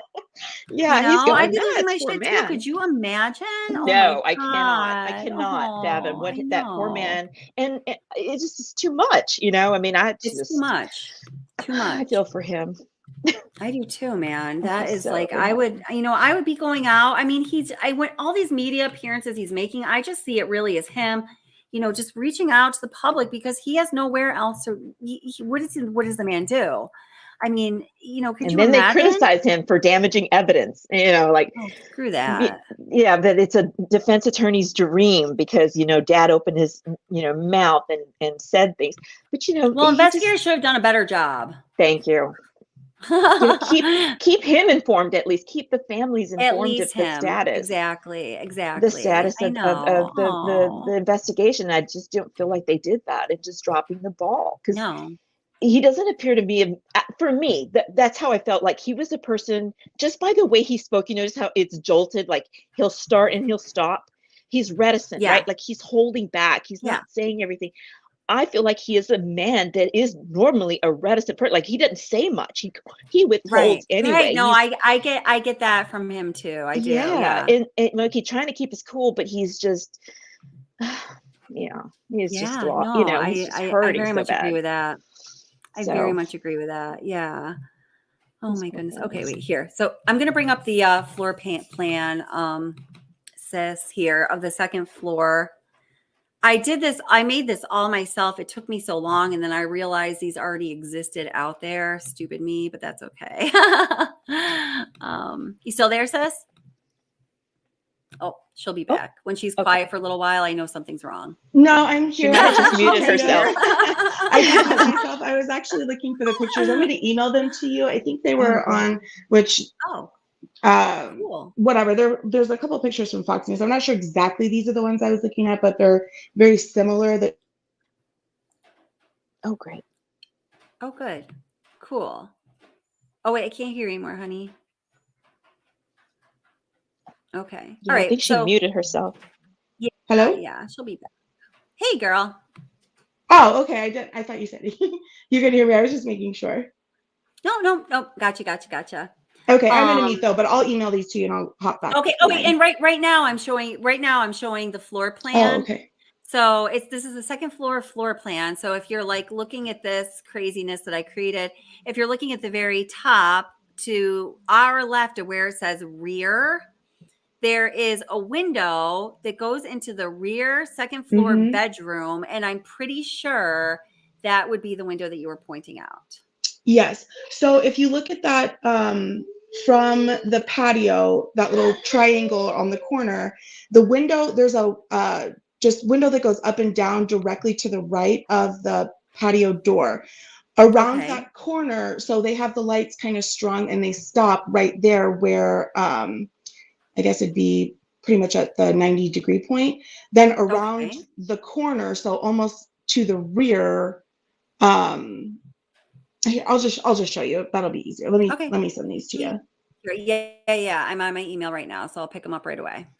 So while she's doing that, I just wanted to take note here. I don't know how long ago Gregory Worth sent the post that he's posted there, and I'll go ahead and read it because it's in line with what we were speaking about. Yes. Gregory Worth states that so-called vacant room on the second level has allegedly now been proven by Truth and Transparency to be Dylan's room. Yeah. I'm gonna have to. I'm gonna definitely have to check into that. I was planning on watching that today if I could, but I just didn't have any time. But yeah, that's interesting. And welcome, by the way, Erica Stroud and Randy Hansen. And did I say welcome to you, Social Butterfly? But welcome, everybody. Welcome to the stream. Let's see. I just want to pick up a couple of these comments super quick here. I'm like actually way back in time. So Erica Stroud says, hello. I think that one of the roommates from the main floor was downstairs, was involved either one or both of them. And I believe that they set the place up so that, they could gain access. I have heard people say that, and I personally, and I thank you so much for letting us know what you think, Erica. I really appreciate that. I always want to know what people think. Based on what I have found so far, I am always a little hesitant to, I'll put out the information and say, I think I feel comfortable about the information because I want everyone to think for themselves. As I've looked into this, I personally, and there might be something that would sway me, but I have not found anything that made me think either one of the roommates was involved. I know most recently I was watching, I don't even know what channel. It was when I was on autoplay or whatever, YouTube.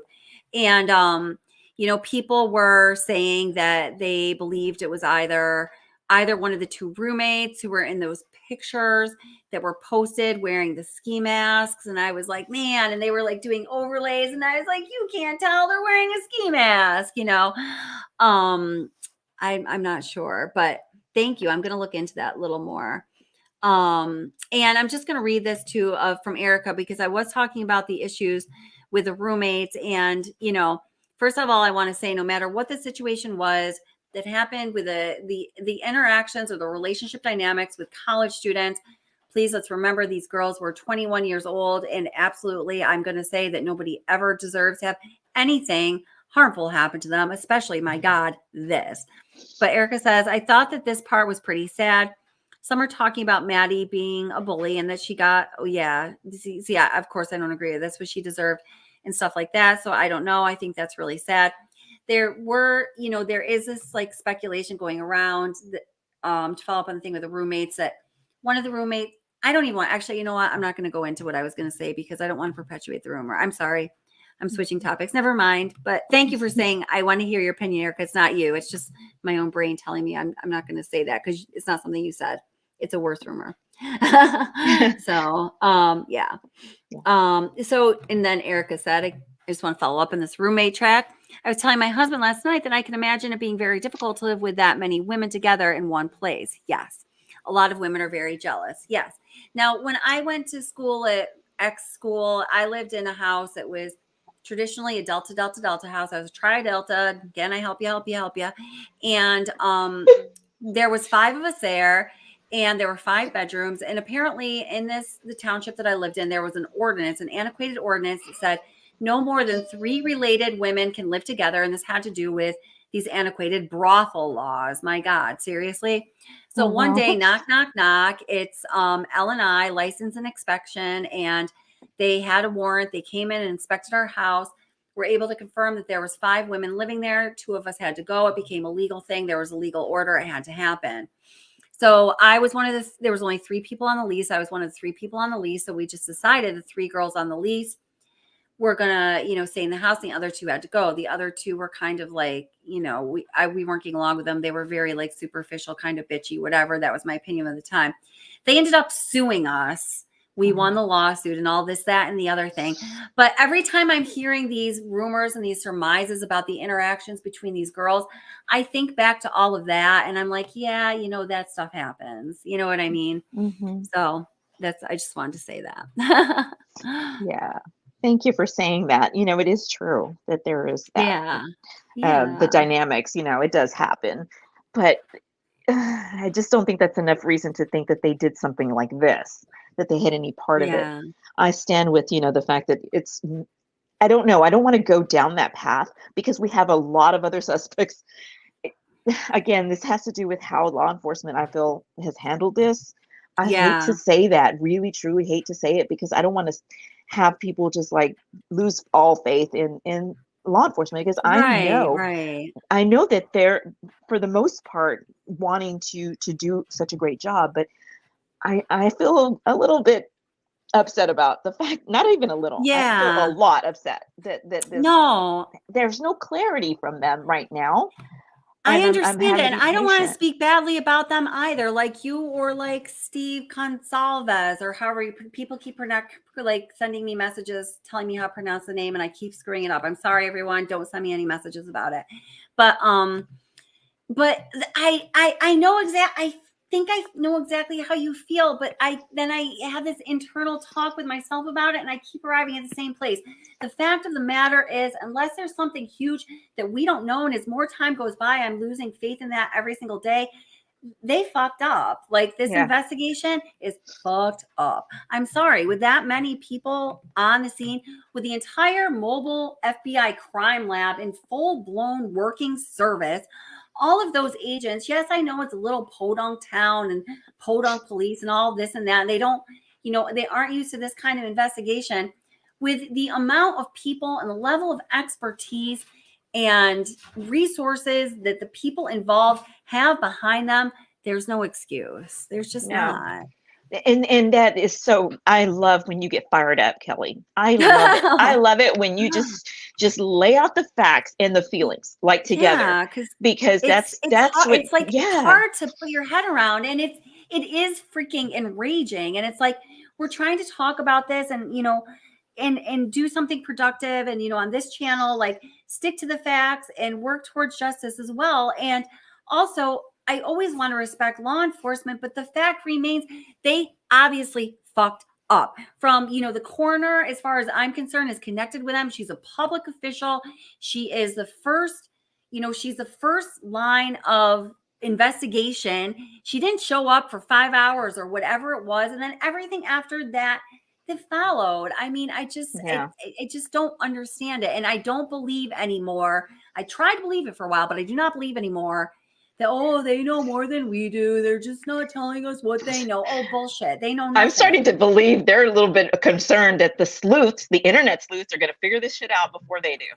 That's what I have. I think they feel that way. I think they do too. And you know what I have realized with this case, and I think that this is something I would have observed with other cases because of this channel. I've noticed that on the mainstream news networks. Oh, and I remember the other thing that they screwed up in the mainstream news. I'll tell you that in a minute.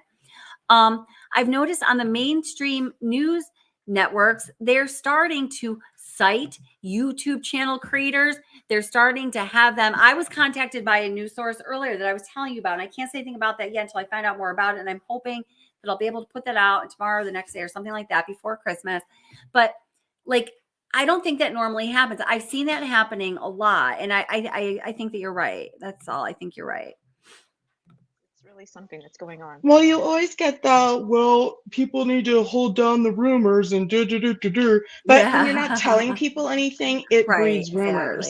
Exactly. So I don't know what they expect. They know how, especially these big cases that just are so viral, and something like this, we haven't seen a crime like this in how many years? Decades. So exactly. It's so you have to take into account, how many people are going to be wanting answers. Not only that, you have a whole faculty, an entire student body, all their parents that don't know if it's safe to continue going there, people are going to look for answers or some way to Oh, make and sense by of the way, this. law enforcement, you are the people, and I thank you for doing this. I appreciate it. I'm not a big enough person to do it, but you are the people who swore to protect and serve. Yes. So, Yes. I mean, come on now. Yeah. I do. I said from the beginning, and I don't know, it was on another panel. I said that I was uncomfortable from the beginning with the very few, in my opinion, pieces of evidence that they collected. It was like 100 and something. When they came out and said that in the press release, I was like, what? Yes, And I 136. mentioned No, that it was not a lot. And 100 I did cross research on that. It's not a lot. It's not a lot at all. Go ahead, And sorry. I thought it was odd. And I said that, and someone's like, well, what are you, an evidence technician? But no, when you hear them talk about this blood-soaked crime, how are there only 100 and some odd pieces? Not only that, I think everything should have been removed because, again, knowing the nature of the house and how many people were in and out, it would, in my mind, take a considerable amount of time to decipher what was there organically versus what could actually have been left behind by the person or persons. Yes, so, ma'am. Very well I don't stated. like And I it. just want to, Absolutely. just to the point that you just made, I just want to say that when they came out just talking about that 136 pieces of evidence, I think it was, give or take one or two, I did research on that. And what I found was, and I was talking about this on another live stream, that even for a case that involves a singular homicide of a person that is inside in a home, I tried to look at cases that were, and I was thinking about making a video about it, but I was like, I think this is going to bore people, but maybe it won't. I don't know. But they were similar to this case. It was an extremely small amount of pieces of evidence collected. And then people would say, well, they did take over 4,000 pictures. Well, taking that number of pictures, that is about an average for a crime of this magnitude, for a homicide. If you had a homicide of a singular person, it would be fair to say that just based on the small round of research I did, I looked like for other cases, about 1,000 pictures would be the average. So it was a normal amount of pictures. It was a really small amount of physical evidence, really small. So there's a disconnect there for me, because if you have 4,000 individual items worth photographing, how do you only come up with 136 worthy of removing and bagging as evidence? That's exactly so it. That's exactly in those it. pictures I sent over to you, one thing I'm getting them up right now. Yeah. I did, and I didn't find the picture I was referring to, but there is one where you can see several of the forensics team looking at that window, and it looks like they're either dusting or I know where you're talking about. Yeah. getting a sample. I've seen that one. Here, so I'm hoping that if my possible theory that was the point of entry, hopefully they at least had some print evidence or possibly blood evidence.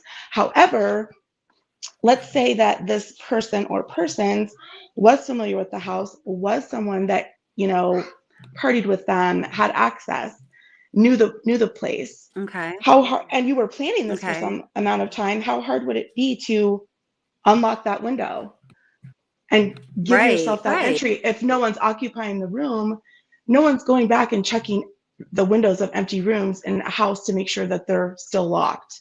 So with that also in mind, however, if it's just a print, how do you discern what's there organically and what could have been left there by the killer? So that leaves a whole lot of reasonable doubt, in my opinion, which again is why I'm so uncomfortable with just how little evidence it seems like they actually removed from the property. You can't get that back. Yeah. Right. Exactly. It's like, that's exactly it. Yeah, that was all very well stated. And it's like, and I always, of course, go back to the Chris Watts case. Once you do not collect and or process evidence that is degradable properly, it's gone, and you simply cannot recreate it. It's not possible. You can set up all the experiments and scenarios and mocks or whatever you want to do, but you cannot create the evidence that actually exists contemporaneous with a crime being committed. And that's where they really fucked up. I was going to bring up Watts, but I decided not to because we just always go there somehow. But since you brought it up, my thought was this 136 pieces of evidence is more embarrassing than the 1,900-page discovery. In that case, I mean, they're Oh, one and the God, same. they're You one and the know? same. Yes, Yeah. it is. It sure And is. here's Yes. another issue I have. I'm so glad you brought that up. But Oh, here's my man. thing with and I keep going back Yes, to I'd love to the law hear. enforcement aspect. But here's the problem I'm having.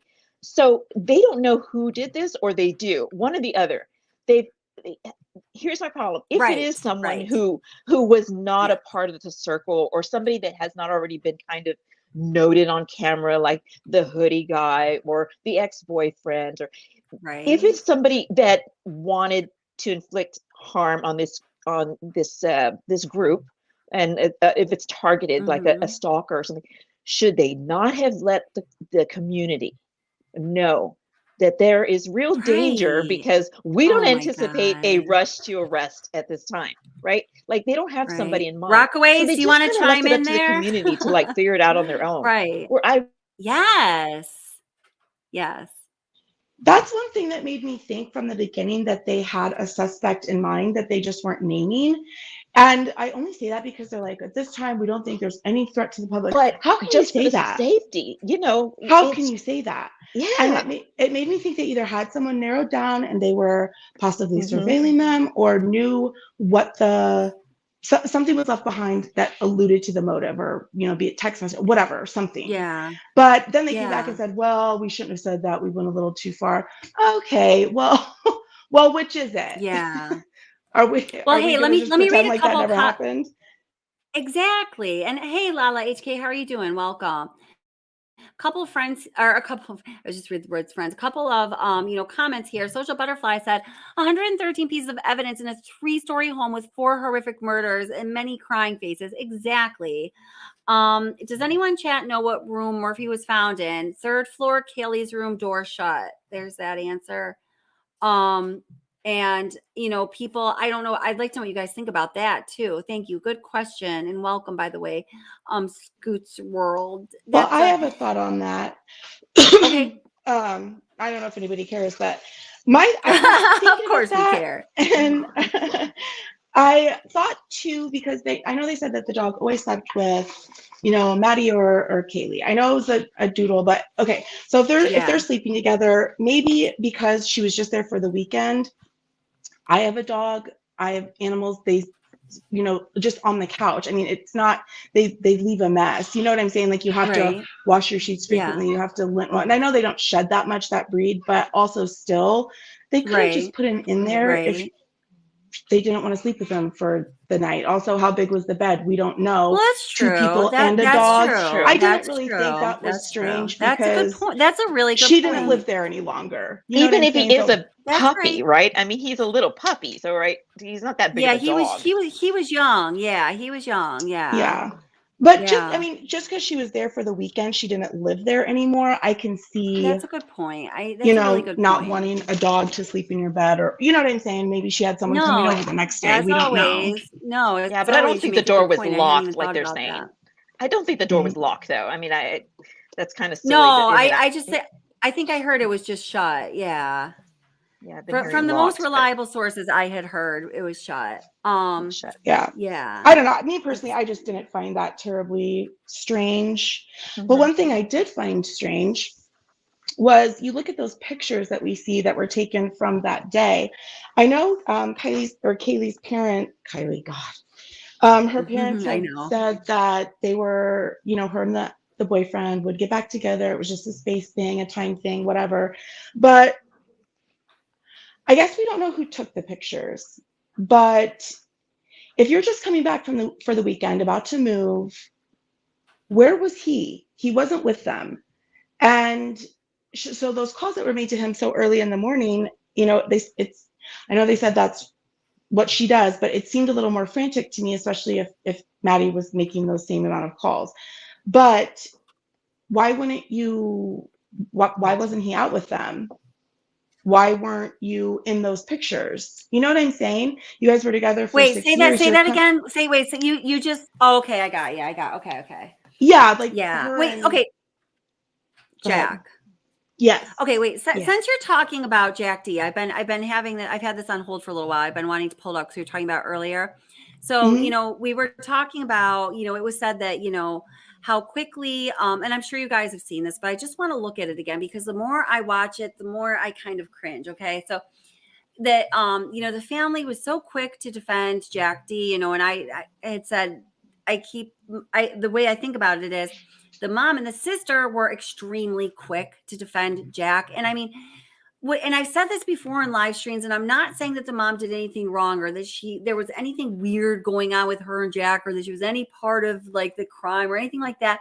I just took note that the mom was gushing about the young man, and that during the memorial, the way that she deferred to him and constantly looked at him and had her back to her actual family members felt really strange to me. I'm sorry, it just did. I And agree. then I agree too. I'm so glad you brought that up. Yeah. Oh, you're So not the only one.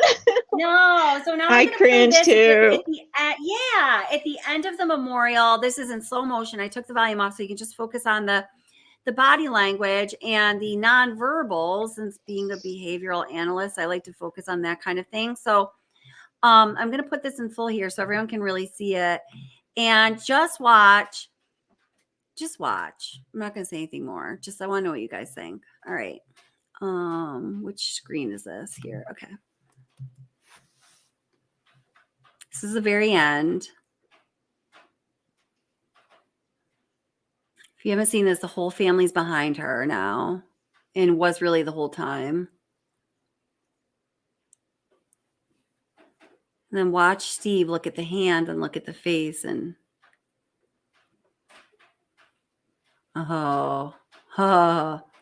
guys. Yeah.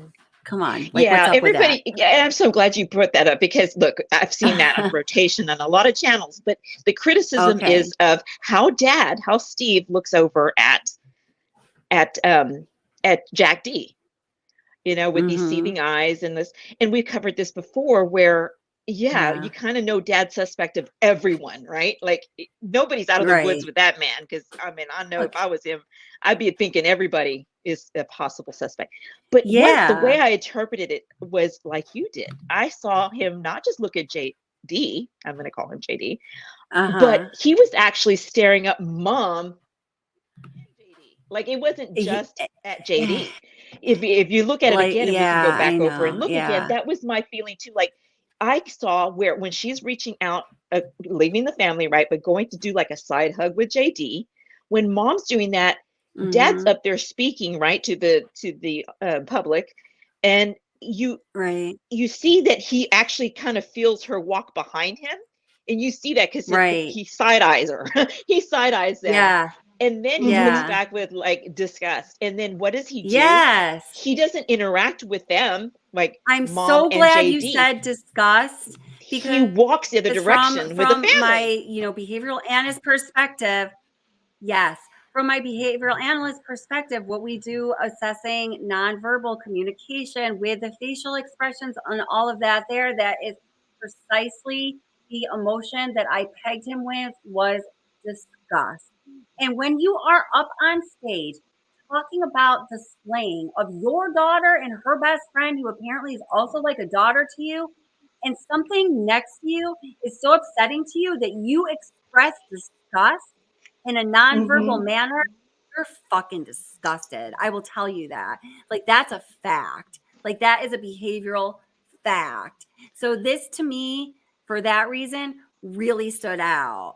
And then also, everything you just said, and then also what I noticed before, actually before I even noticed Dad's disgust, I was looking at Jack, and I was watching Jack's eyes, and also this time around watch Jack. He looked like he was trying to get a read on them, in my opinion. Let's play this. I want to hear what everyone thinks about this. I'm glad we're discussing this. This weighs on my mind. I don't know, I just don't, and I don't know why.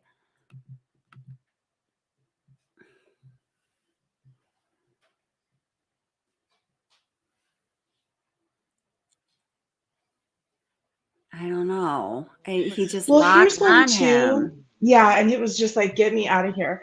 But Yeah. and I had trouble getting out a complete thought tonight. But what in the very beginning when I brought up the family and how they've been so quick to dispel everything, but when the family was so fiercely defending him, it made me think the way that they've been so vocal in complaining about the lack of communication in law enforcement. This case is so public, you would think that law enforcement would make an attempt to fix that, right? However, if Jack is a suspect, they're just not at the point of naming him even a person of interest, perhaps. If they think the family is still so close with him, could that be why they are why they're not staying a little divulging? far from the family? That's Yeah. interesting. You're full of good ones. Yeah. You are full of good It's just something to chew on. Yeah, because seriously. No, you know, she's because they've been not. so vocal about some how law tweaking. I enforcement know that. hasn't, done this or they haven't done that. With the entire world's eyes on this law enforcement department, something as simple as picking up the phone and making a couple calls, you'd think they could swing that at least from a PR perspective. I mean, come on, but they're not. And it makes me wonder, why is that? Are they close to someone that they're looking at? I don't know. God, I hope so. I mean, I hope they're close. I mean, if that's how it goes, I don't care who it is. I just hope they're freaking close to something. I do, but I don't. That's and a I good think thought. about that, and I think this is so devastating, but I feel like it would cut twice as deep to have to live with the fact that someone that did this to your family, your daughter, like a daughter, is someone that you opened, that you also loved, that you let in your home, that you sat at the table with, that you yeah, I can. What a betrayal. Yeah, such a betrayal. Yeah, it would be horrible. I feel like that would almost be worse. And so again, I hope for them that's not the case, but I don't know. Let me read a couple. Okay, go ahead. Oh no, I just had a question. Has he actually been ruled out? Like, I know they were quick to clear several people in the beginning. And I know that he was being looked at because that's where Mom and Olivia stepped in and said, "Oh no, he's and I think Mom did say 1,000% sure that he would never do something like that." Yeah. Okay, Exactly. 1,000 or 2,000, it was like way out. Yeah. Because I was like, why can't it just be 100%? Why does she have to go to 1,000%? Yeah, exactly. That's very representative of all of her statements about him. They're just over the top. They're over the top. Yeah. So my thoughts on that, and I hope I didn't completely forget because my mind, it's late.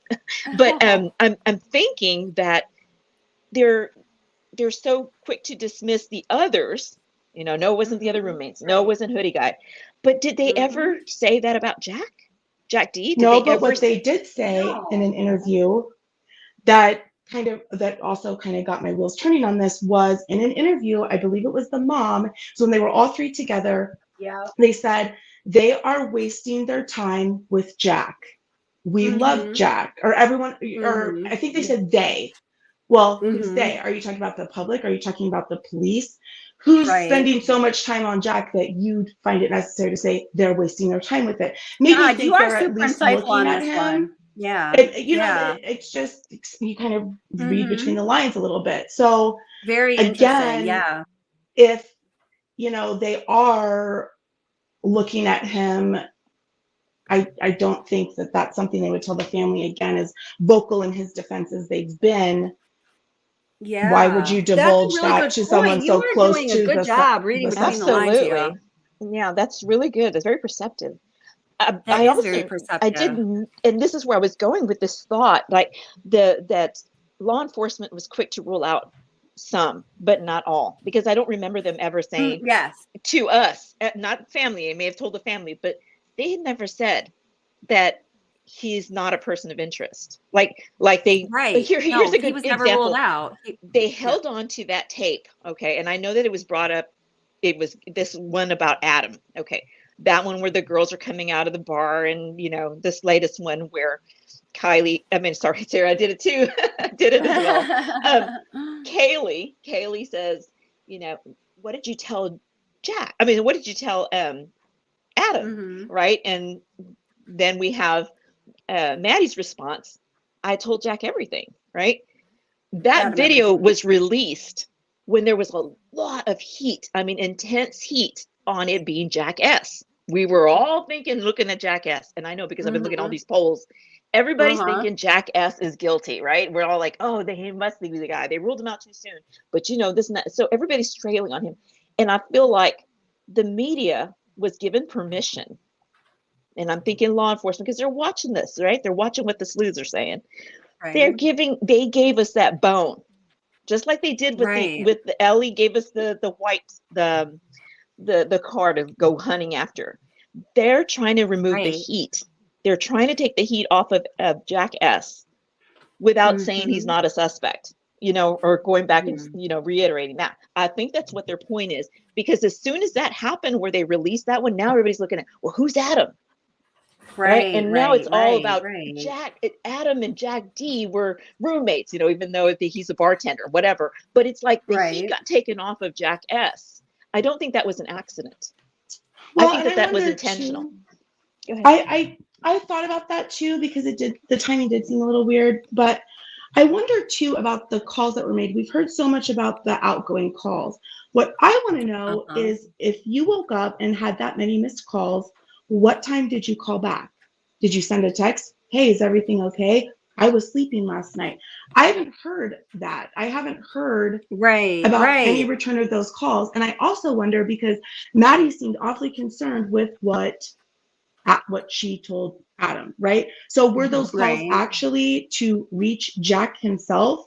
Because we know that Kaylee's family has her call records, because they, basically dumped her iCloud. But what about Maddie's call records? Had she been trying to get a hold of Adam? Had he ignored her calls? Is that why they were both calling Jack? I think there's a lot of information that's just not being discussed. It's just like in any other case, we need to pay attention to what is released by law enforcement, and then just as much attention to questioning what is not released and why. Yeah. I want to say this. Go ahead. Oh, sorry. I was just going to say, I'm not sure that I think, I know a lot of people are just convinced, but I'm not really there yet. I just think there are a lot of things that would need explaining to rule out. And, people, even if he has been cleared, I don't always put a lot of weight in that until someone's been arrested, or you show me concrete evidence that this person was in a completely different location, verified. And it is a double-edged sword, though, because oops. Wait, I can't hear you, honey. Can you hear me? I can hear you. A little bit now. Oh, wait, there's an echo. Oh, shit. Hold on. That's okay. Well, play your video. I'll finish that later. Let me see what's going on. Okay. Write it down. Don't forget the thought. Okay. All right. I do want to play this video that is, we were kind of referencing it in a few different places there. This is the Fox News. I think it's Fox News. Actually, I'm not sure. This is someone's interview with Kaylee's family. And let's just watch it. I'm not going to say anything more about it once again. Okay, it's not Fox News, because this is okay. I always get them confused. Okay. Where'd this go? Did I bring that in? She was hurt so bad that she was not able to recover. That is just terrible. Oh, it's okay. It's terrible. I cannot fathom in my head what kind of person did this. It's capable. And why. I can't sleep at night.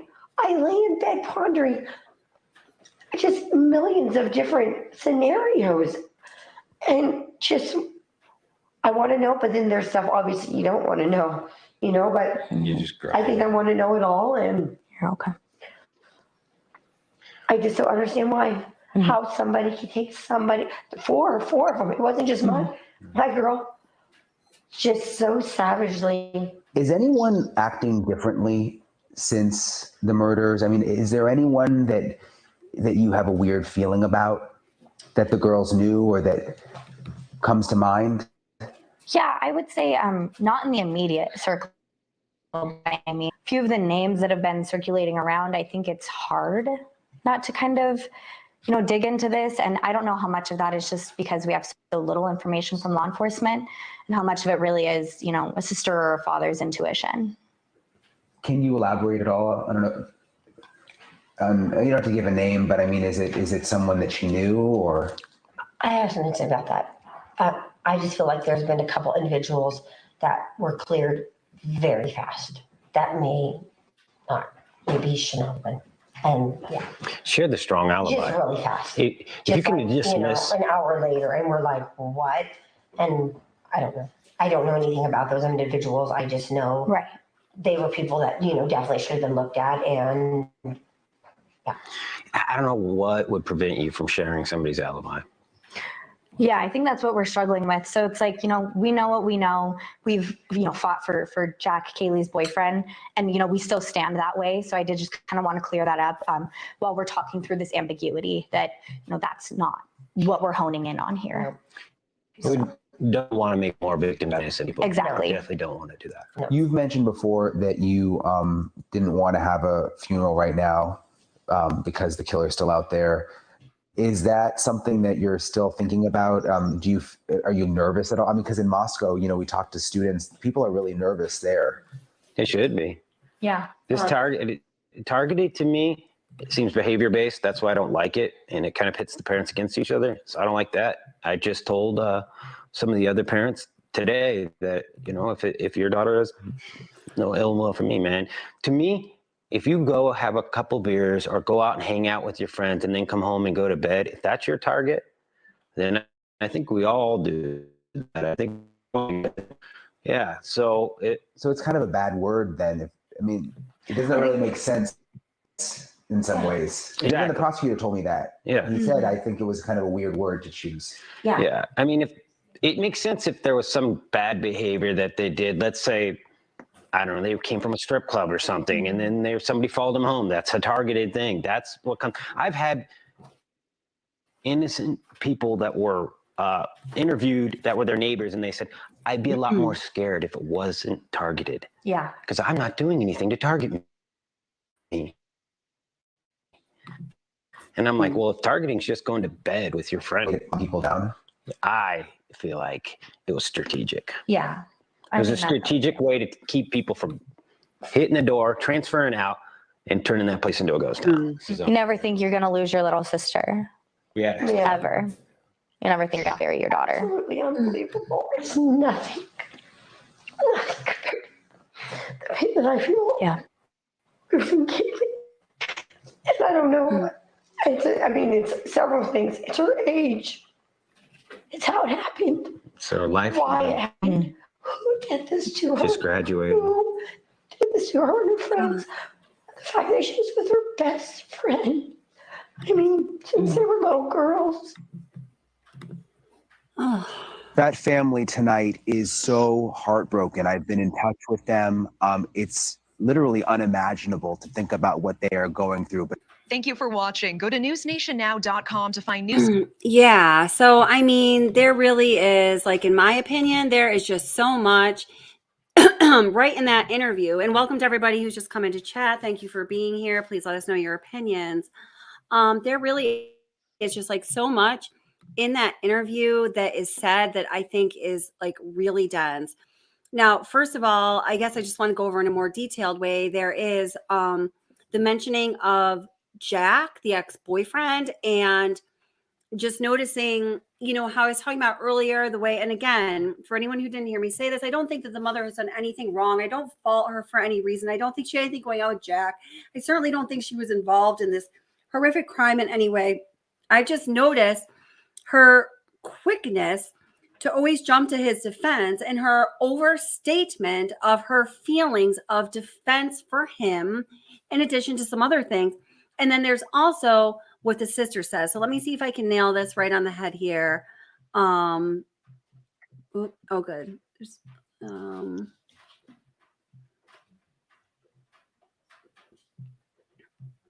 so I think that was mom talking. Okay. And I just want to find where he asks about, here we go. All right. I'm going to start playing this again. Is there anyone that you have a weird feeling about that the girls knew or that comes to mind?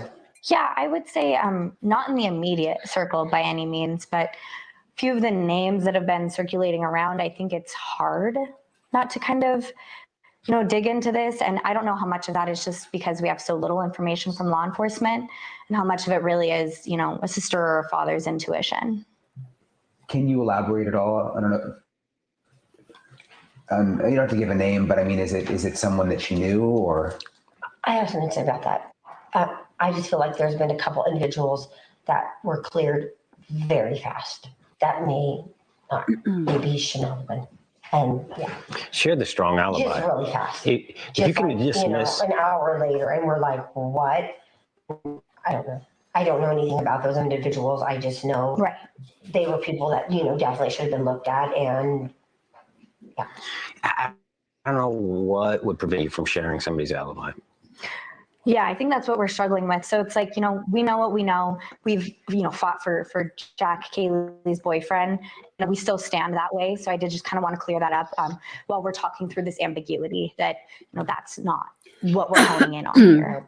We don't want to make more victims out of innocent people. Exactly. We definitely don't want to do that. No. You've mentioned before that you didn't want to have a funeral right now because the killer's still out there. Is that something that you're still thinking about? Are you nervous at all? I mean, because in Moscow, we talked to students. People are really nervous there. They should be. Yeah. This targeted to me, it seems behavior based. That's why I don't like it, and it kind of pits the parents against each other. Okay. So I don't like that. So just starting with that. So I mean, what do you guys think about how all of the family members reacted in that instance? Esther, sis, you guys there?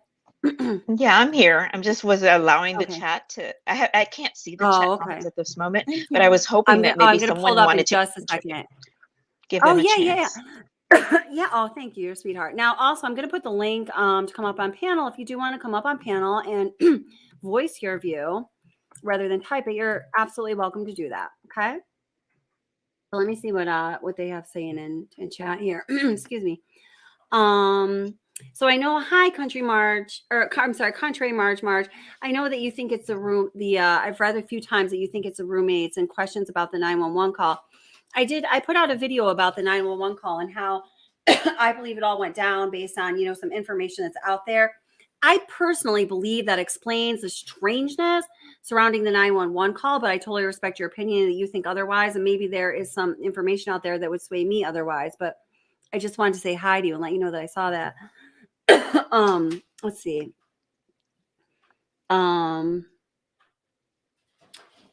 So Randy Hansen says he never, talking about Jack, answered the calls because he was in the house asking the girls to call his phone that he claimed was lost. He never returned the calls the next day because he knew they wouldn't answer.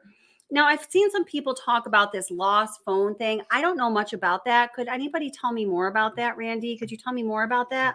Hey, Mikey, welcome. How are you doing? Mikey says, as a former law enforcement investigator, listening to what law enforcement is saying leads me to believe that they have a couple of people and are just tying the pieces of the puzzle together. Wow. Thank you for contributing that, Mike. That's awesome. I always love hearing from former law enforcement. We have a couple of people in here and a moderator who were in some kind of law enforcement, and I really appreciate your contribution. Mike, if you're still here, is there anything that specifically makes you think that way? What about what you've seen makes you believe what you believe? And again, thank you for contributing that and welcome. Let's see. So the real school psychologist says, oh, I am a school behavioral therapist. Are you really a real school psychologist?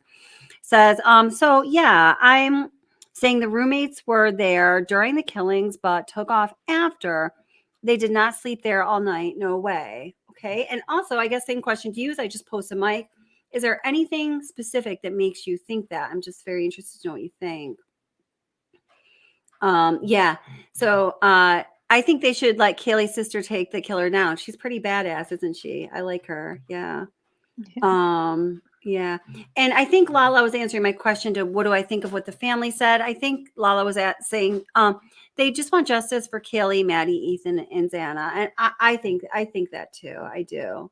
I do think there's also some reaction from them that there's a little bit of read between the lines. Is it necessary to go there? I don't know. So that's why I'm hesitant to go there sometimes, because I don't want to over scrutinize this poor family who's already a victim. I have no interest in victimizing them further. Absolutely none whatsoever. And I want to be careful about that. But let's see.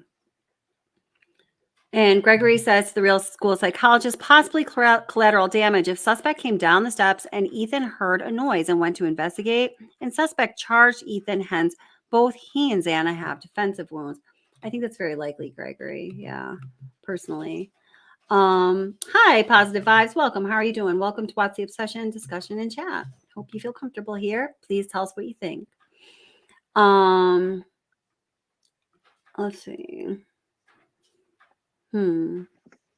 Yeah, and then Jeannie said, I think in regards to my question of what I think what the family said, they're talking about how a college protects its image. And yeah, you know, I think that's another part that I want to play like kind of separately here when Kaylee's dad is talking about that, which he also mentions in other interviews. I think it's a little poignant, and I think it does tell us something about the way law enforcement is approaching things.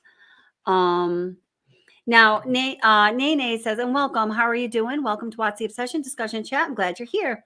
Says something that I've seen other commenters say as well. She says, I feel like they were told to specifically say they didn't think it was the ex. I've seen a whole lot of people in this chat and discussion, and also just on comments on my videos, say that they really believe that the family was told by law enforcement to say these certain things and act this certain way. So I'm also wondering, I guess, same question to you. I'm always interested in knowing what exactly makes you think that, because I think that's an interesting perspective. Hi, oldies but goodies. Welcome. Nice to see you.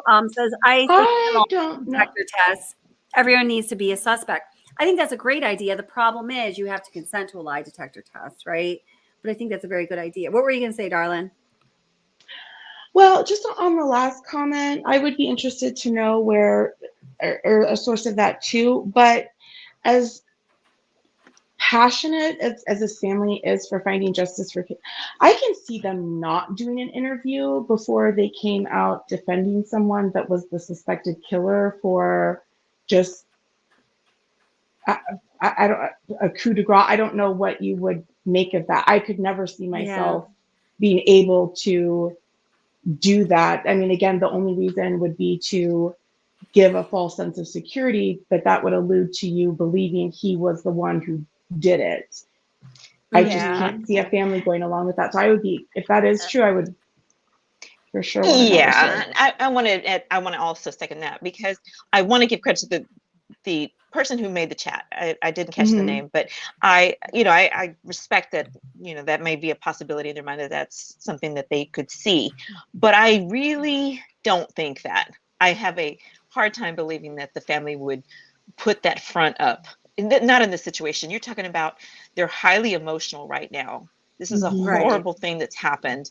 And I mean, they're so devastated. I don't think they're going to speak anything but truth. So I think it's a truth for them. Where they're coming from is they're not hiding for anybody. They're going to give what they believe is to be true for them.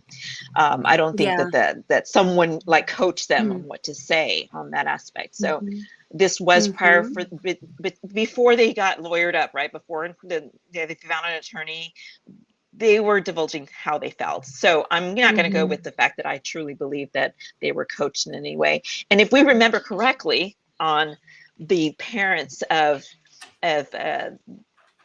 Scott Peterson's wife, the in-laws, right? I was just thinking this exact thing. I know exactly what you're going to say. Lacey's parents, they adamantly defended. Yes, a couple people a couple people have said that in chat as well. Yeah. Fiercely, yes.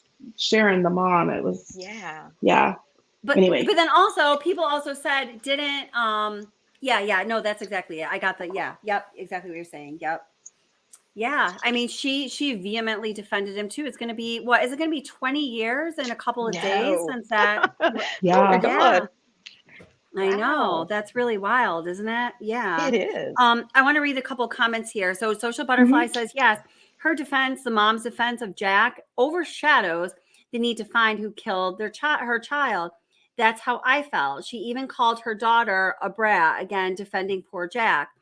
Yeah, I did take note of that too. And again, I do want to say, and welcome to everybody who's coming to chat, I do want to say that I, and nobody else here, is blaming the mom for doing anything like wrong, having anything going on with Jack, doing anything to contribute to the death of her daughter. By absolutely no means. These are just things that we've taken note of. And does it have anything to do with anything? I don't know. If I thought it didn't, I wouldn't talk about it. But, you know, American Princess and welcome. How are you doing? Says, is it true that surviving roommates heard running water the morning of the murders? I actually hadn't even heard that yet. But if anybody else had heard about that and knows if there's any truth to it or not, please chime in and say so. And also, I'm just going to put the link for the panel in chat. If anybody does want to come up and voice your opinion, type, you're more than welcome to do so. The real school psychologist says, and you know, I have thought this many times, you know, well, she says, she or she says, maybe the police are just being lazy. I mean, what else do we have here? Seriously, though, what else do we have here? You know, I mean, incompetence, laziness, some kind of brilliance that allows them to know what's going on, but keep it shielded from all of the public. I just don't like laziness almost seems like the most likely answer. My God, you know, I don't know. Welcome, Boring Banana. How are you doing? Says, I think they're wrong about the ex-boyfriend, Jack.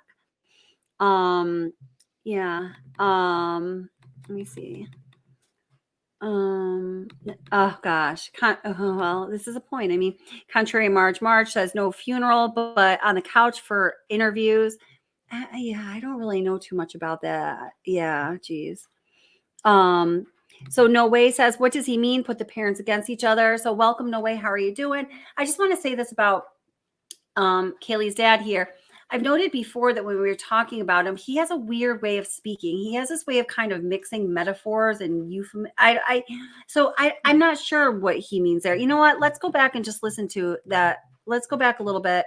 He just said that about a minute and listen to that again. That's a good question, you know? Let's see.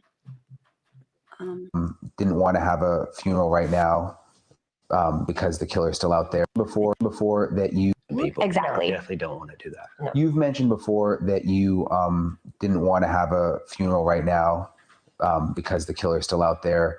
Is that something that you're still thinking about? Are you nervous at all? I mean, because in Moscow, you know, we talk to students. People are really nervous there. They should be. Yeah. This targeted to me, it seems behavior based. That's why I don't like it, and it kind of pits the parents against each other. See, like what he's saying is, okay, where the targeting here to me seems behavior based. Okay, as a behavioral analyst and therapist, I like that means a certain something to me. But I know that what he is saying is not what I'm thinking when he says that. I'm just trying to give you an example of how I think he speaks in a kind of strange way. But anyway, sorry, I won't interrupt again. People are really nervous there. They should be.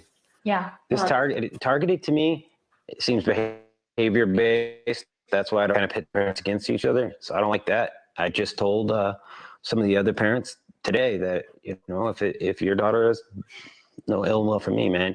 To me, if you go have a couple beers or go out and hang out with your friends and then come home and go to bed, if that's your target, then I think we all do that. I think we all come home and go to our beds. Yeah. So it's kind of a bad word then. I mean, it doesn't really make sense in some ways.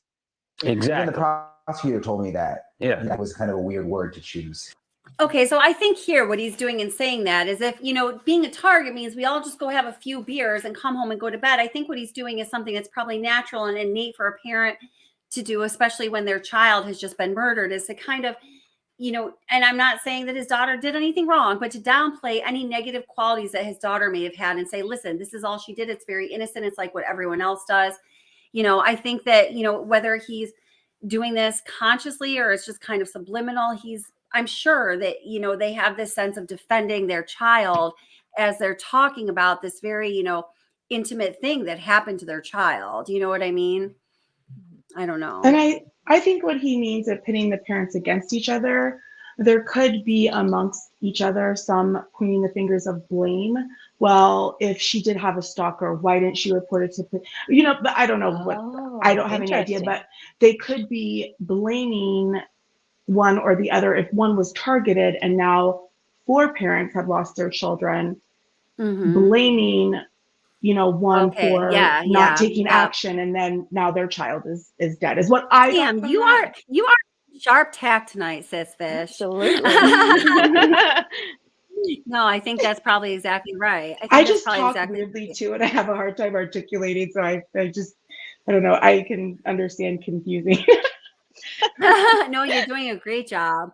Here, wait, I just want to pick up this one comment and say something about, and also ask you guys a question because maybe someone knows something more about than I do. But Nene says, I agree to somebody, I'm not sure who that was, but she says, I think they need more evidence, especially until the lab results come back. Well, this is something that's confusing to me because as I've discussed a few times, they had the FBI mobile lab on scene, and there were 2 FBI former agents that I heard interviewed that were 100% certain that they had all capacities in their mobile lab open on the scene of the crime in hours and days after this horrific crime happened. So now I don't know how fast the, special premium FBI mobile lab service processes things. And I know there's only a certain amount of quickness you can, conjure up when you're processing DNA. We all know that to be true. But I get the sense that I don't know, is they're waiting for anything to come back? Does anyone know anything more about that? That's something I actually can't believe I hadn't really thought of more specifically till now, but okay, I haven't. Do you guys know anything more about that? I do not, but I do think one, as far as the forensics, and I don't mean to keep going back on my own theories, but when you look at the pictures of the forensics team there, the morning of, you can see clearly through the back window, or I'm sorry, from the back sliding glass door, and you can see they're all standing there by the front door, and the front door is standing wide open. You don't see a trail. You don't see. You're still looking for that picture. I'm going to find that picture. Okay. Well, I sent you 4 in the email, and you don't. I didn't. No, I got them. I got them. Oh, okay. Wait, no, I got them. Here, I'll pull them up. But the reason that makes me think that the window is a good possible point of entry is because they wouldn't all just be standing there over bloody footprints. So unless the killer took their shoes off or had a change of shoes with them, you would see something going to either door. And they did come out and say that there was no forced entry, but if you go through a window that's unlocked and open, you're also not breaking anything to come inside. A quick interview with the roommate that day, when you guys woke up, was the front door locked? Yes.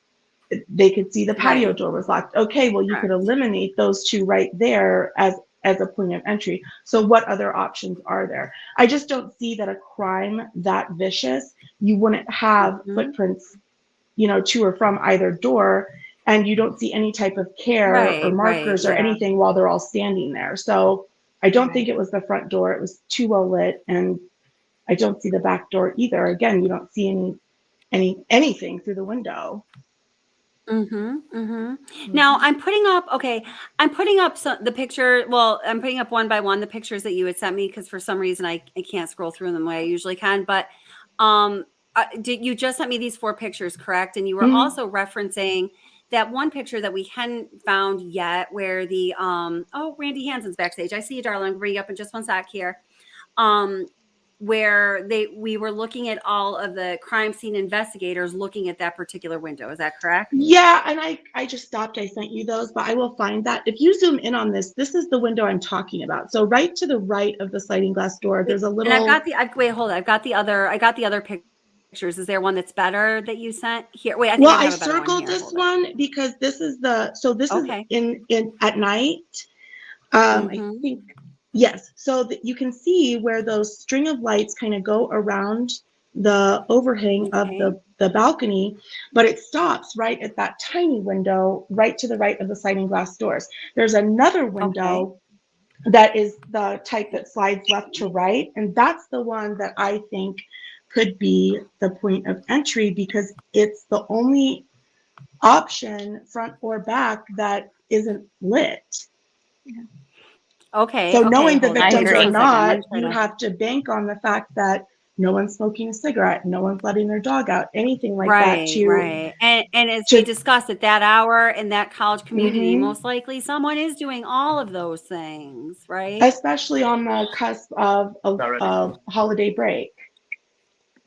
Right. Absolutely. Totally. 100%. Yeah, so that's awesome. yeah, And let me that just big welcome, window. let me just welcome Randy up to the stream, up to the stream panel as well. I see comments from Randy all the time. I'm really glad to have you up here. Welcome, Randy. How are you doing? Hi, Randy. Good, good. Hi. How you guys doing? Hello. Good. Doing How you guys awesome. doing? Doing awesome. So what Okay, are your well, thoughts, my friend? I always love reading your comments. You always have very insightful, thoughtful comments. So lay it on us. okay, here's what I'm thinking. Okay, I'm still bothered by I think there was 7 phone calls made to the ex-boyfriend from like 9. there was 9. There was a couple from there was 2 from the best friend's Maddie. phone and Maddie, and then the others were from the ex-girlfriend's phone. Uh-huh. Okay, and he never answered those calls. And the reason he never answered those calls is because he was in the house asking them to call his phone because he 'Cause it claimed he had was left it lost. there in the Okay. house I get it. earlier that day. Now wait, let Meanwhile, me ask you a question. Is this a pure theorizing that you're doing here, or do you have information where you know this that he told pair, somebody he left his phone? this is Go ahead. I'm totally theorizing here, and here's why. Okay. Okay, because it's just a lot of things don't add up. Okay, first of all, they call if there's some commotion going on downstairs. They're going to call his phone 9 times. They're going to also call the police. If there's something major going on, they're going to call 911 Sure. at some point in Sure. time. Yeah. They never did that. The other thing is, after those phone calls were made, she sent a text message to him saying, "We share a dog together." He wrote that text message, is what I think. I don't think a woman's going to write it. In fact, not only this, how about this one? How many Okay. ex-girlfriends call the guy they just dumped 10 times? Okay, how many ex-girlfriends have their friend also call him, okay, Right. that they just broke up with?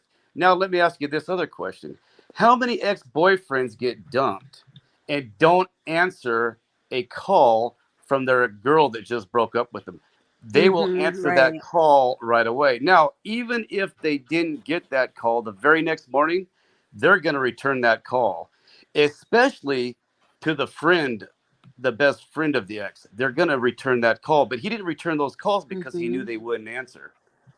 You see, that's Yeah, my well, theory. okay, you bring up a good point. So, okay, regardless of, any theory that anyone might have, as far as we know, unless there was a call from Jack back to one of the girls that we don't know about, but considering that they released the 9 phone calls and, like numerous amounts of text messages and all of that, you think that they would also release if Jack actually returned those messages or the call. So a couple things there.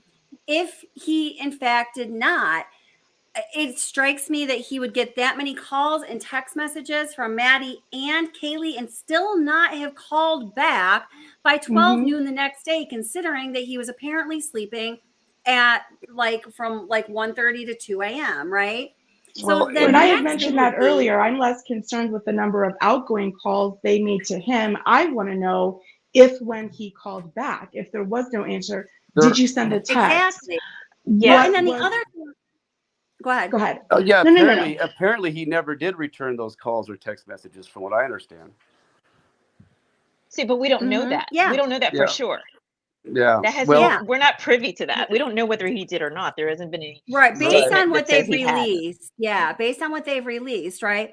But then the other thing is, I just given, that like her sister said, she's a power caller, she'll call again and again and again. And it seems like that maybe she would kind of do that thing.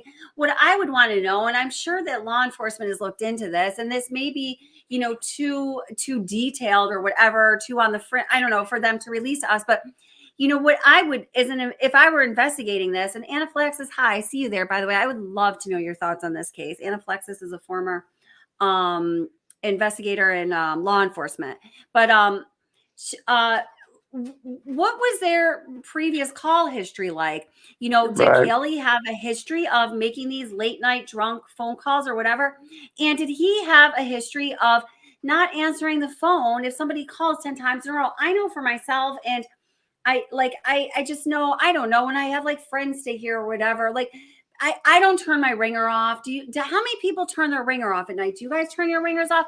Like if Never. I somebody have calls, mine set on do not disturb Never. because Never. I always Yeah, put mine I on do never not do. disturb at night because it's not always calls or texts. I mean, yeah, my family's not super close, so if there was Right. something, you know what I mean? Like if it calls Right, twice or someone calls more than 3 yeah. times or a special list I can Listen, set.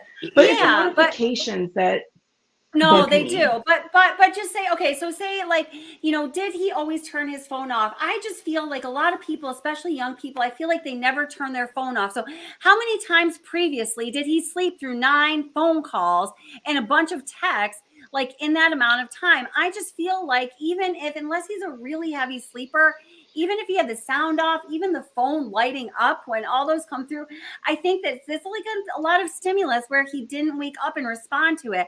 All of that I find to be questionable. That's all. Yeah, what's his baseline, right? What's he Right, normally exactly. doing? What's his baseline? That's exactly it.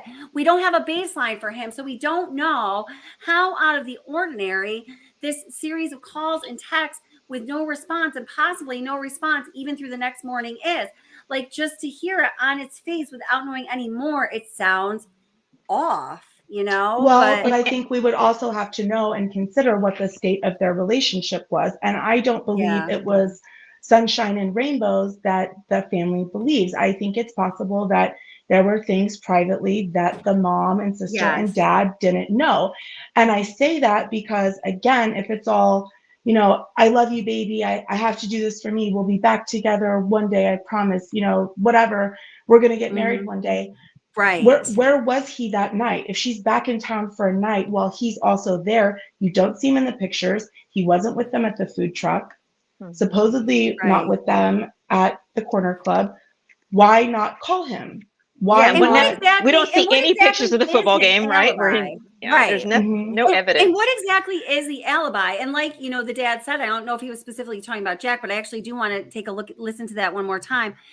What exactly is his alibi? Because personally, and you know, who am I? But I'm just going to say what my experience has been. I've heard 2 different things. I've heard that he was visiting his parents in Boise, and then I've heard that he was at home in his place in Moscow sleeping. Does anybody have any more solid information than I do on that? Because I mean, it's absolutely important. The only thing I know is that what I've heard is that at the time that the calls were being made, he was at home sleeping, which again, okay, how do you prove that you were, or how do they prove that you were not? No one sends about, okay, I'm going to bed now, and has a, you know, baby monitor on them to prove they're asleep when the police come to randomly ask you where you were that night. You can't prove that you were sleeping. I mean, they'd have to prove that you weren't, right? So that is one thing that they say, well, you know, it's not a rock solid out. I mean, there's no way to prove that. So and here's another thing. I'm sorry to interrupt. I'm thinking the next morning, supposedly like at 11:30, when the phone call, or 11:58, right? When when 911 call was made, there was an influx. Somebody said, I don't know where it was, that there were people that were summoned. I think that was the term, right? That there were summoned. Yes, correct. They were summoned over there or called over. Yeah, summoned. But Jack D wasn't one of them. I mean, wouldn't you think, you know, this is your ex-boyfriend, or like Kaylee's a victim, right? And you're not going to call over Jack D, but you got Ethan's brother who, you know, found his way there, or, you know, got over there to see the crime scene, but no talk of how Jack D was there, you know, and that's what puzzles me. Yeah. Was that he is not puzzling. there? So, you know, and that could all just again speak to the state of their relationship and what the girls may have known about how he felt or how she felt, or I don't know. Wow. Well, and I don't remember which one it was, but I can't remember, but one of them hadn't lived there very long. So depending on when the 2 actually broke up and when Kaylee moved out, it is possible that with her not being there, them having broke up, one of the roommates, we don't know which one made the call or was whatever. We don't, they could not have known him that well. They could know of him, don't have his phone number. So again, there's just so much room for speculation. But the love is in the details too. So it's hard. It's just hard to say. I just don't think that we know enough to No, that's imply true. one or Certainly the other. true. No, it's just implied. But it's like you've got the neighborhood have to have been aware. And if he's actually a neighbor where he could see that there's like people gathering outside or an ambulance out there, right? Because wasn't it for somebody to be resuscitated? So that EMS out there, like, I guess you slept till 2:00 in the afternoon, maybe. Who knows? I'm being facetious now, but I mean, it just, I don't know. There's just so many puzzle pieces, and we don't have the edges. We don't have like the framework. So we're just all over the board. We don't. Yeah. And now here, I just want to listen to this part here where, the mother and the sister again jump to defend Jack. And then the father finally, he doesn't really say anything. And I also want to note here that, whereas a father was so quick to jump up and defend Adam and say that he definitively was not a suspect, he has never said that about Jack D and all the other things we said. But when the father finally cuts in and says, something about, we want to know the strong, I don't remember exactly what he said. So here, wait, let's listen. Hold it. I just dropped my earbud.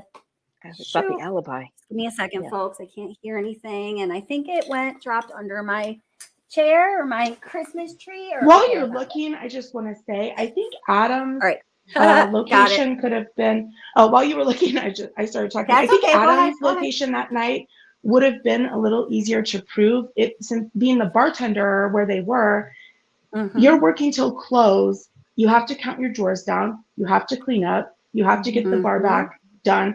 He's going to be there till at least 3:00, plus grabbing anything to eat, going by the gas station, going home.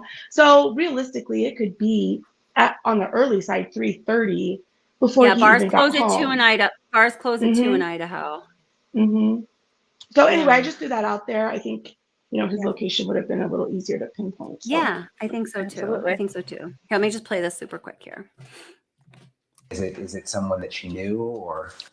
I have something to say about that. I just feel like there's been a couple individuals that were cleared very fast. That may not, maybe he should not have been.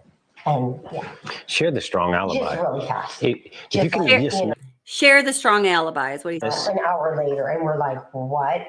And I don't know. I don't know anything about those individuals. I just know they were people that, definitely should have been looked at. And I don't know what would prevent you from sharing somebody's alibi. Yeah, I think that's what we're struggling with. So it's like, we know what we know. We've, fought for Jack Kaylee's. Now, I personally think at this point, with the father not ever saying anything about Jack D or saying we know that he's not a suspect, he's saying share the strong alibis. What would prevent you from sharing an alibi? I think at this point in the game, when this was taped, I think he's starting to wonder. I think he's starting to be suspicious of Jack D for whatever that's worth. That's my personal opinion on it. Yeah. I did too. And there was something at the end here I just wanted to play again. I think it was from the dad too. I can't remember exactly what. Let me just start here and then we'll move on from this. People are really just there. It should be. Yeah. Oh yeah. Okay. This is it. Okay. This is exactly it. This is when he is, again, talking about, they should be nervous there and how I think he indicates that, law enforcement doesn't want certain kind of words to get out because they're worried about the whatever. Let's listen. Because in Moscow, we talk to students. People are really nervous there. It should be. Yeah. This targeted to me, it seems behavior based. That's why I don't like it. And it kind of pits the parents against each other. So I don't. Okay. I think I understand what he means. I'm sorry. Targeted means behavior based, like targeted. I think he's taking a little bit of offense to that. Like targeted means it's some kind of behavior, maybe of his daughters that made her become a target. And then I think his statements after that are trying to deflect like blame from her based on the behavior. I'm working this out for myself. Okay, I'm going to press play. Like that. I just told some of the other parents today that, if your daughter has no ill will for me, man, to me, if you go have a couple beers or go out and hang out with your friends and then come home and go to bed, if that's your target, then I think we all do that. I think we all come home and go to our beds. Yeah. So it's kind of a bad word then. It doesn't really make sense in some ways. Exactly. Even the prosecutor told me that. Yeah. He said, I think it was kind of a weird word to choose. Yeah. Yeah. If it makes sense if there was some bad behavior that they did, let's say, I don't know, they came from a strip club or something, and then somebody followed them home. That's a targeted thing. That's what comes. I've had innocent people that were interviewed that were their neighbors, and they said, I'd be a lot more scared if it wasn't targeted. Yeah. Because I'm not doing anything to target me. And I'm like, well, if targeting's just going to bed with your friends. So maybe that was just a way to calm people down. I feel like it was strategic. Yeah. It was a strategic way to keep people from hitting the door, transferring out, and turning that place into a ghost town. You never think you're going to lose your little sister. Yeah. Ever. You never think you're going to have to bury your daughter. Absolutely unbelievable. It's nothing. Nothing compared to the pain that I feel. Yeah. And I don't know. It's several things. It's her age. It's how it happened. It's her life. Why it happened. Who did this to her? Just graduated. Who did this to her and her friends? The fact that she was with her best friend. I mean, since they were little girls. Yeah. So that family too. It is really hard. So heartbreaking. I just want to read one comment here. It doesn't really have to do with that, but Trinity says, when people are talking about, the roommates, calling the friends before they called 911 that morning. Again, I don't think that they realize, how severe the situation was. I told you I put out that video about the 911 call, and I truly believe, based on all of the research I've done and evidence that is available, that is how it went down. But Trinity says, remember from the noise complaint video, Brittany lied to the cops right to their face. That's pretty ballsy. I don't know. I wouldn't have done that in college. So why would she call 911 first and not the friends? I guess maybe implying, that she doesn't have all that much respect for authority, right? So I don't know. What do you have to say about some of the behavior curious? And I say that when I don't want to elaborate, but I don't know. Experiencing something like that, first of all, just like grief, there's no rule book, right? So I find it difficult to judge what anyone did or didn't do in a scenario like that. I can imagine what it would be like waking up to an absolute massacre in your home, right? So it feels unfair for me to judge them by that, but just I imagine myself and what I would do, and that's all I have to compare. And I can't see myself lawyering up, not talking. They haven't called. I think it was Steve too that said that none of the other roommates have even reached out to them. And I find that behavior curious. I would be screaming from the rooftops with anything I could think of, altercations, weird events, weird people at a party, anything that might help, might trigger the public, someone your son, your daughter, whoever, to get as much out there as I could in an effort to help. And in not doing that, I don't know if it speaks more to just who they are. It's just not what I would do. So I see the judgment, but I don't necessarily think that they had anything to do with it. However, if it was someone close to the group, I think the potential is there for this anger, this reaction from this person. Did they say something?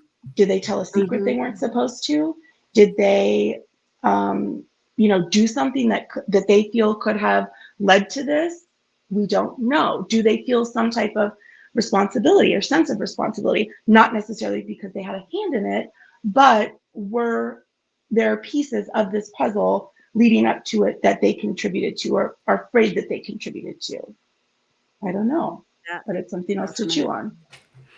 Yeah, that is a really good question. And just really quickly, I want to go right back to that, but I just do want to let some people in chat were saying, I just said that the closing time for bars in Idaho is 2 a.m. under the 211 Idaho Code, Title 23 of Alcohol Beverages, Chapter 10, Beer, 23/1012, hours of sale. Bars close at 2 a.m. in Idaho. I'd researched this a long time ago. I double checked my research. It's 2 a.m. So that's the end of that story. That one's closed.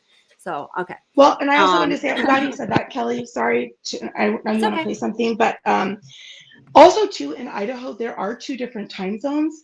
So I know that we've heard 2 different stories about the alibi of Jack being in Boise, but Boise is in a different time zone than Moscow. It's like Indiana. So there's an hour difference just between those 2 towns. Oh, that's interesting. Okay. Oh, yeah. So depending if he was there, if they're calling at 3 o'clock in the morning, it could be 4 o'clock in the morning, I think. I better double check that, but I believe that Boise is an hour ahead of Moscow. Oh, that's interesting. That's interesting. Okay, let me kick it over to Randy a little bit. Sometimes, Randy, when men are up on the panel here, it's a little hard to get word in edgewise. So I'm going to. Oh my God, I forgot he was there. I'm going to mute. Oh no! Dang. Oh, Randy, you're wrong. I want to know. I want to know what Randy says. I love his comments when I read them. What do you think, Randy? If he's still with us, Randy, be there. Randy, come back. Okay, we're going to wait for you to come back, Randy. Just chime in when you're back, okay?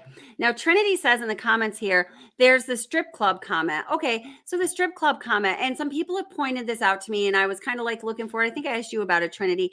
So I'm going to play for you also that just part where the dad mentions the strip clubs. I'm not even going to tell you what I think about it because I want to see what you guys think. Do you think it's innocuous, or do you think that there's like something weird about this? Just let me know what you think, okay?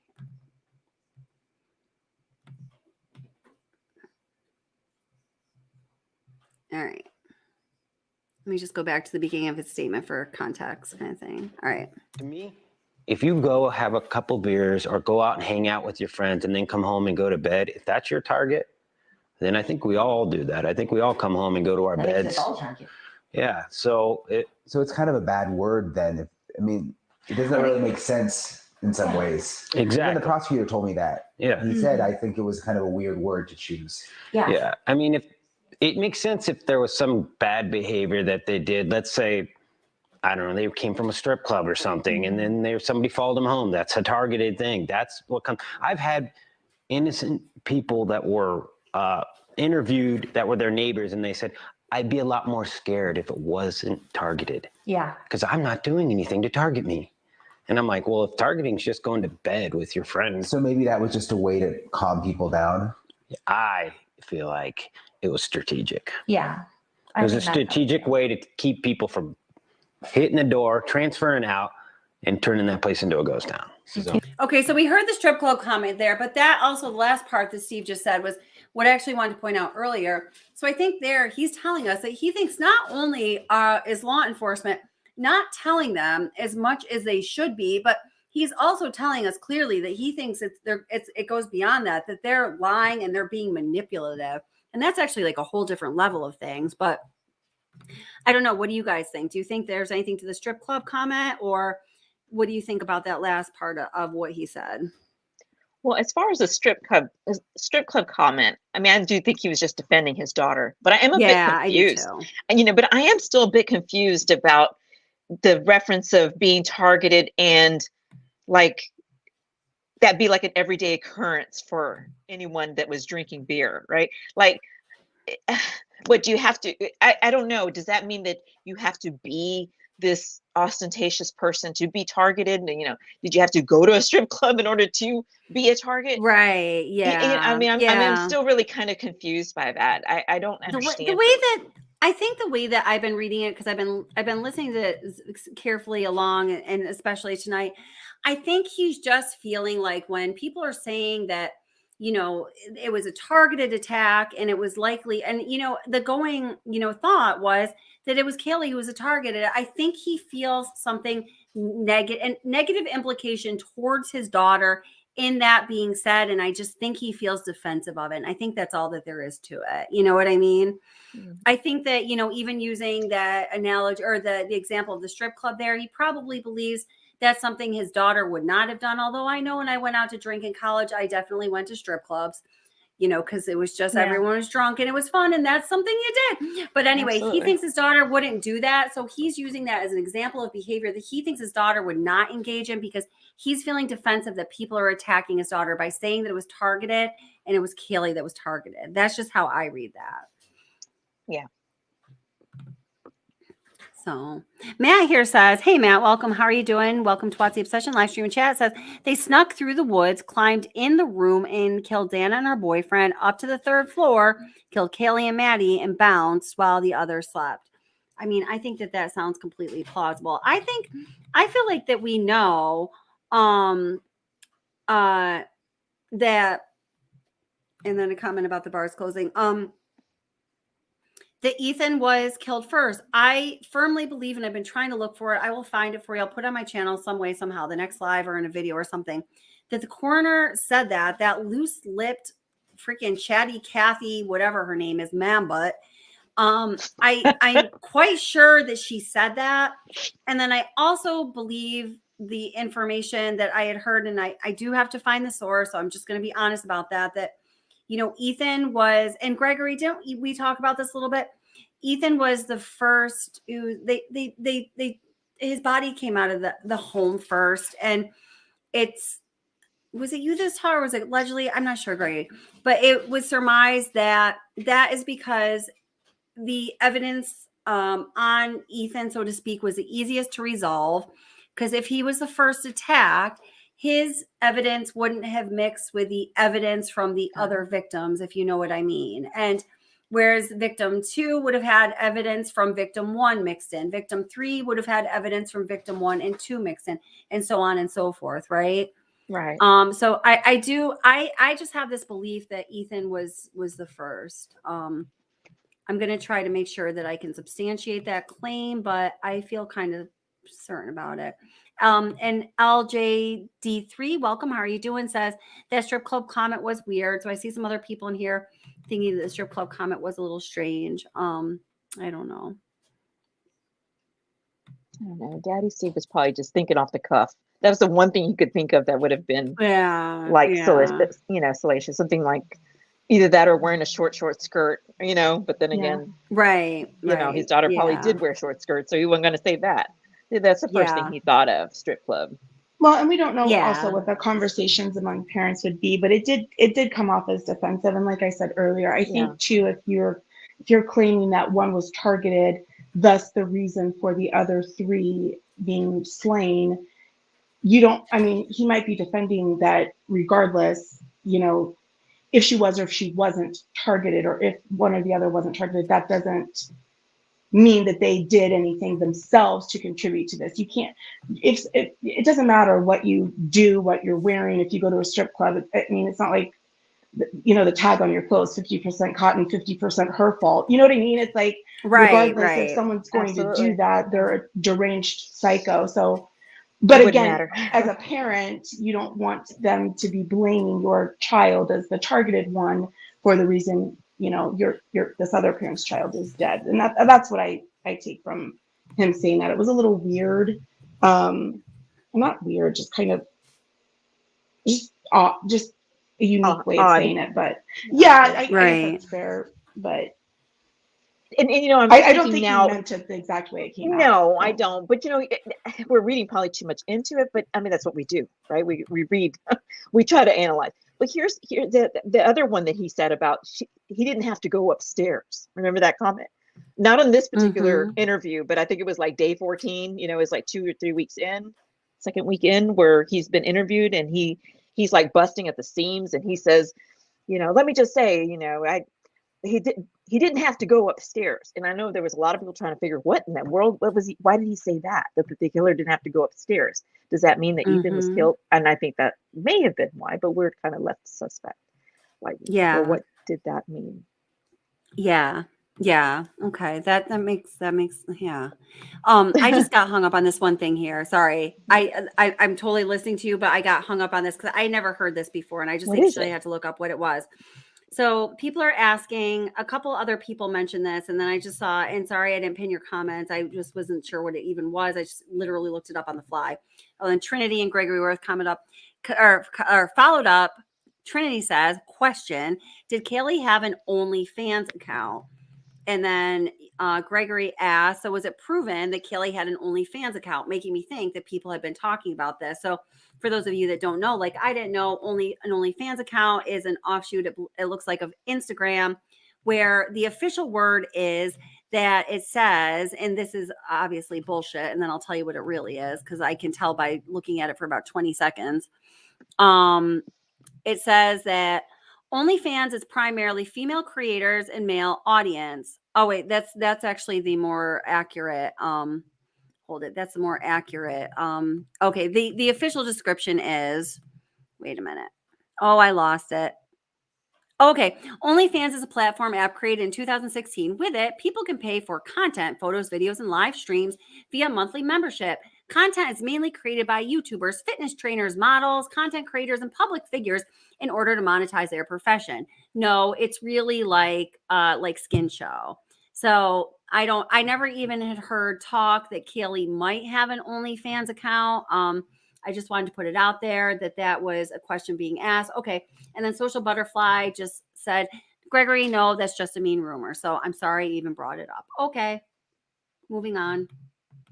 Randy, are you there? I think we lost Randy. Well, Randy, if you are there, we'd like to hear from you again. Sorry about that. I just got really fixated on that because I thought for a minute there was like something to that and I hadn't even heard it. So you should take a poll for suspects. I can't remember how to do polls. Let me look into that. Okay. Go ahead, ladies. One thing I do struggle with this case, I know, we've talked a lot about Jack D, and I just want to reiterate again, I'm not implying that I believe he did this. It's all conjecture, right? But I think when you look at motive and opportunity, he is an easy target. He's kind of, he's basically become the Sammy Smith, right? As far as the social media opinion in this case. And if he didn't, I feel terrible for him going forward. Yeah. But one thing I struggle with so much is that if this crime, motive and opportunity, yes. But when you look at the criminality aspect of this crime, I see that the person who did this enjoyed themselves. It doesn't look like definitely, if 100%. If it was Jack, it would imply that Kaylee was the target, right?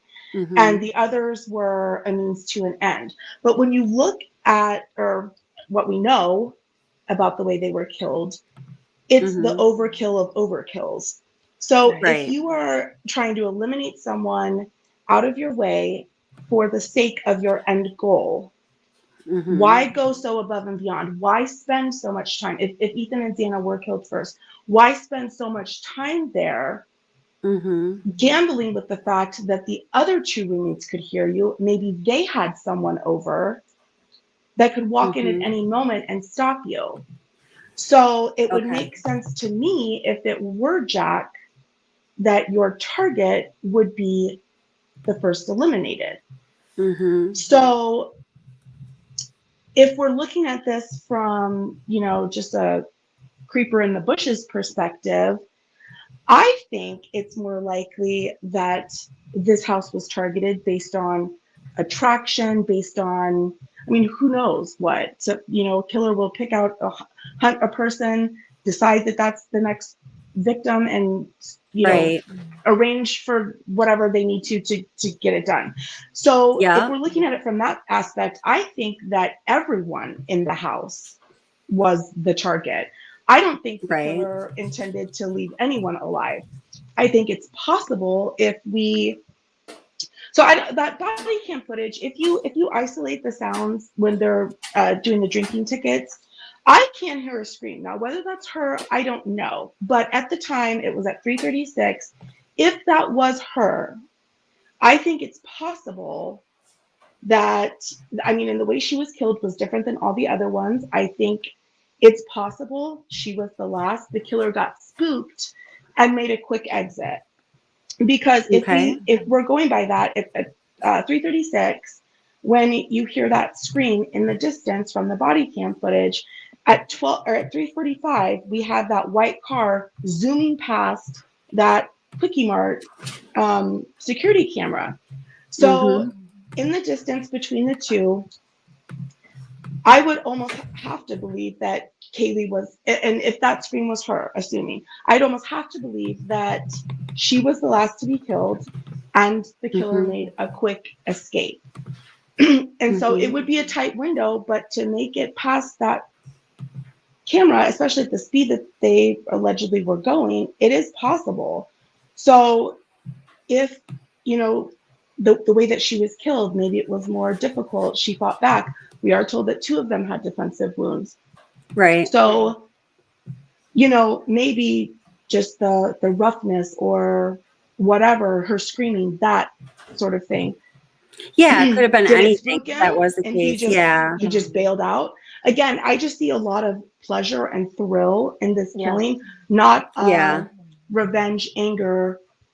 Maybe on one person, if it was one individual person, and the rest would be a means to an end. I don't think he would spend so much time on each victim, and that's the one thing that makes me not lean in someone close to the victims. Yes. Wait, just give me 1 second. Give me 1 second here, because I want to go right back on that. But I just want you guys to know I did put up a poll. The polls that they allow you to do are like yes and no are necessary responses. So the first one I put up is, do you think that Jack D is a perpetrator? Because I have to ask it in that kind of way. Okay. So now number 2, protected heart, prayers. Hi, welcome to WASI Obsession live stream and chat. Just put a really interesting comment up. Can you please tell me where you saw this? She says, he or she, like she says, he should, I'm not sure. He or she says, I can't see even the picture, barely the words. My print is too small on this little computer. It says, just saw a video with 9 state troopers outside of the Sigma Chi house. Is that true? And I need to know where you saw that. Please. Hey, Double R, how's it going? Yeah, and I think that you also, I don't want to just brush off your point there.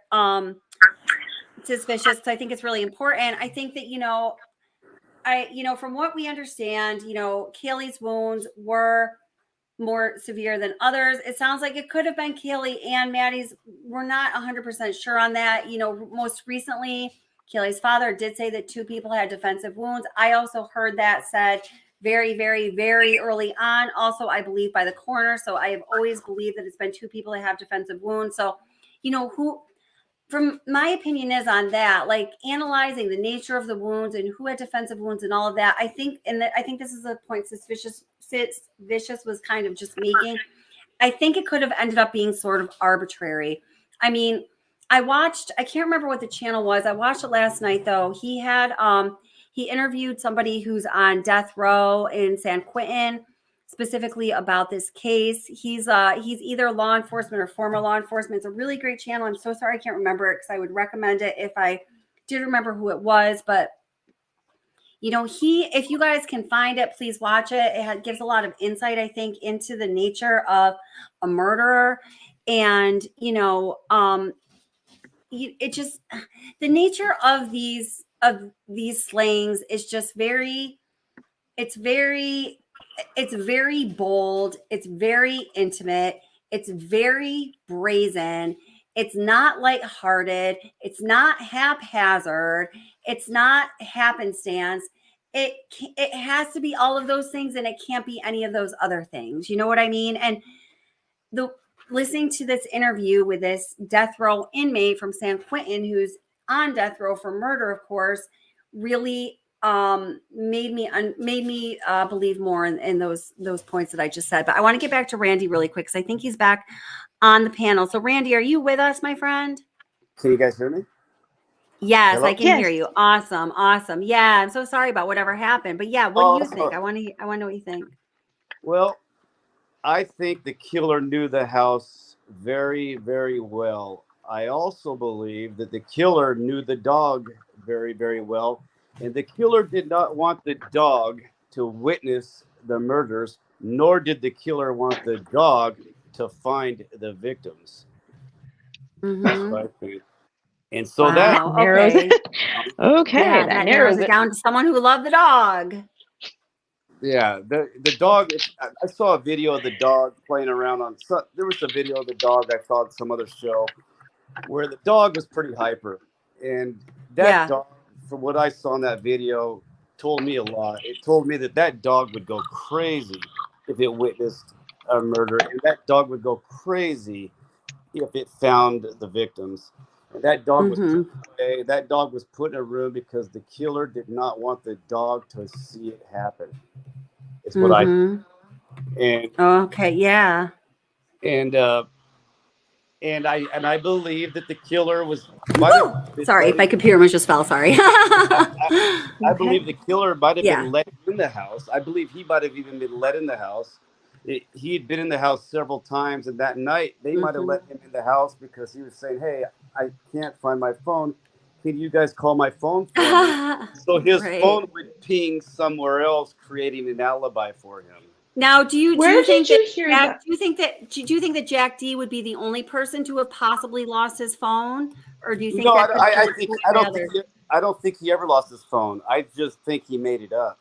He went Oh, there. I mean, okay, I'm sorry. Let me rephrase the question. Do you think that Jack D is the only person that would have made up that story that night? Are you specifically pinning him on that? I'm just saying that would be the guy that I would. Gotcha. He would be the biggest suspect because his phone was the one that was called. It was never right. And that's his dog he bought. It never answered. The dog was his. He wouldn't want the dog if he cared about the dog. He certainly wouldn't want the dog watching him kill anybody. So he would put the dog in another. He would put the dog in another room so the dog wouldn't witness the murders, and then he certainly wouldn't want the dog to find the victims shortly after because that wouldn't give him time to get away. So he would put the dog in a room and shut the door so the dog couldn't get out. He didn't have to lock the door. The dog's not going to be able to open the door. Usually they can't. So that dog's going to be stuck in that room.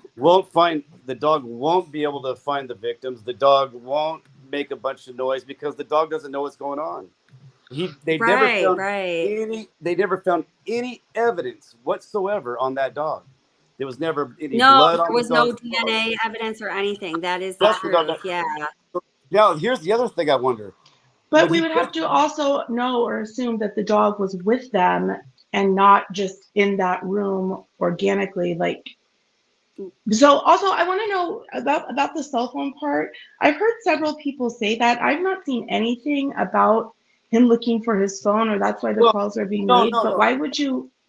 No, that's his theory. That's his theory. He already stated that. I saw someone else say that in chat too.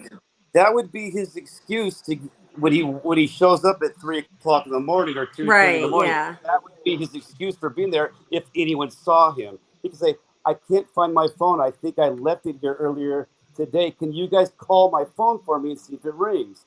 Well, he knows it's not there. He knows it's going to ring somewhere else, which is going to ping somewhere else, which is going to create an alibi for him. And no one is going to be alarmed that he's in the house because he's been there several times. The ex-boyfriend. So no one's going to be shocked. And if they hear noise or an argument or whatever, well, they always fight. So that's no big deal. Those guys argue. Right. They argue all the time. They've been, they broke up. They get back together. They fight. They argue. So the other roommates aren't going to think it's a big deal. And well, his DNA being there wouldn't be odd in and of itself. But if your blood is there, certainly mixed with the victims, if it were, then that's a little harder to explain. But why would you? If that was the point, and you think that he made those calls, my question would be, what makes? Okay, so why would you do something to place yourself there that night or that day when you weren't? They had pictures and. No. Okay, go ahead. I'm misunderstanding something, I think. Yeah. He lived close by. I think so. He lived close by, and he apparently was there earlier that day. She just got back into town, and he'd stopped by to visit earlier that day, from what I understand. So then he shows up later that night, and he wakes him up or whatever, and says, "Hey, I can't find my phone. I think I left it here earlier that day. Can you guys call my phone for me?" And so the girls call his phone. Now his phone is pinging somewhere else, creating an alibi for him. So he's not right. Now he's got an alibi going on. So hence the 9 phone calls, kind of almost in a row, right? Yeah. They're looking for the phone. I can't find it. It's going to this room. I got ya. You see, that's what I'm thinking. So then that would make the kill happen before the 3 to 4 a.m. window. It was at 2:30. Not necessarily. Not necessarily. Okay. Why? Because the text there was a text to him. Remember, we shared a dog together, and that was in at what, 2:36? What time was that? Well, that means the killings happened before then. You're correct.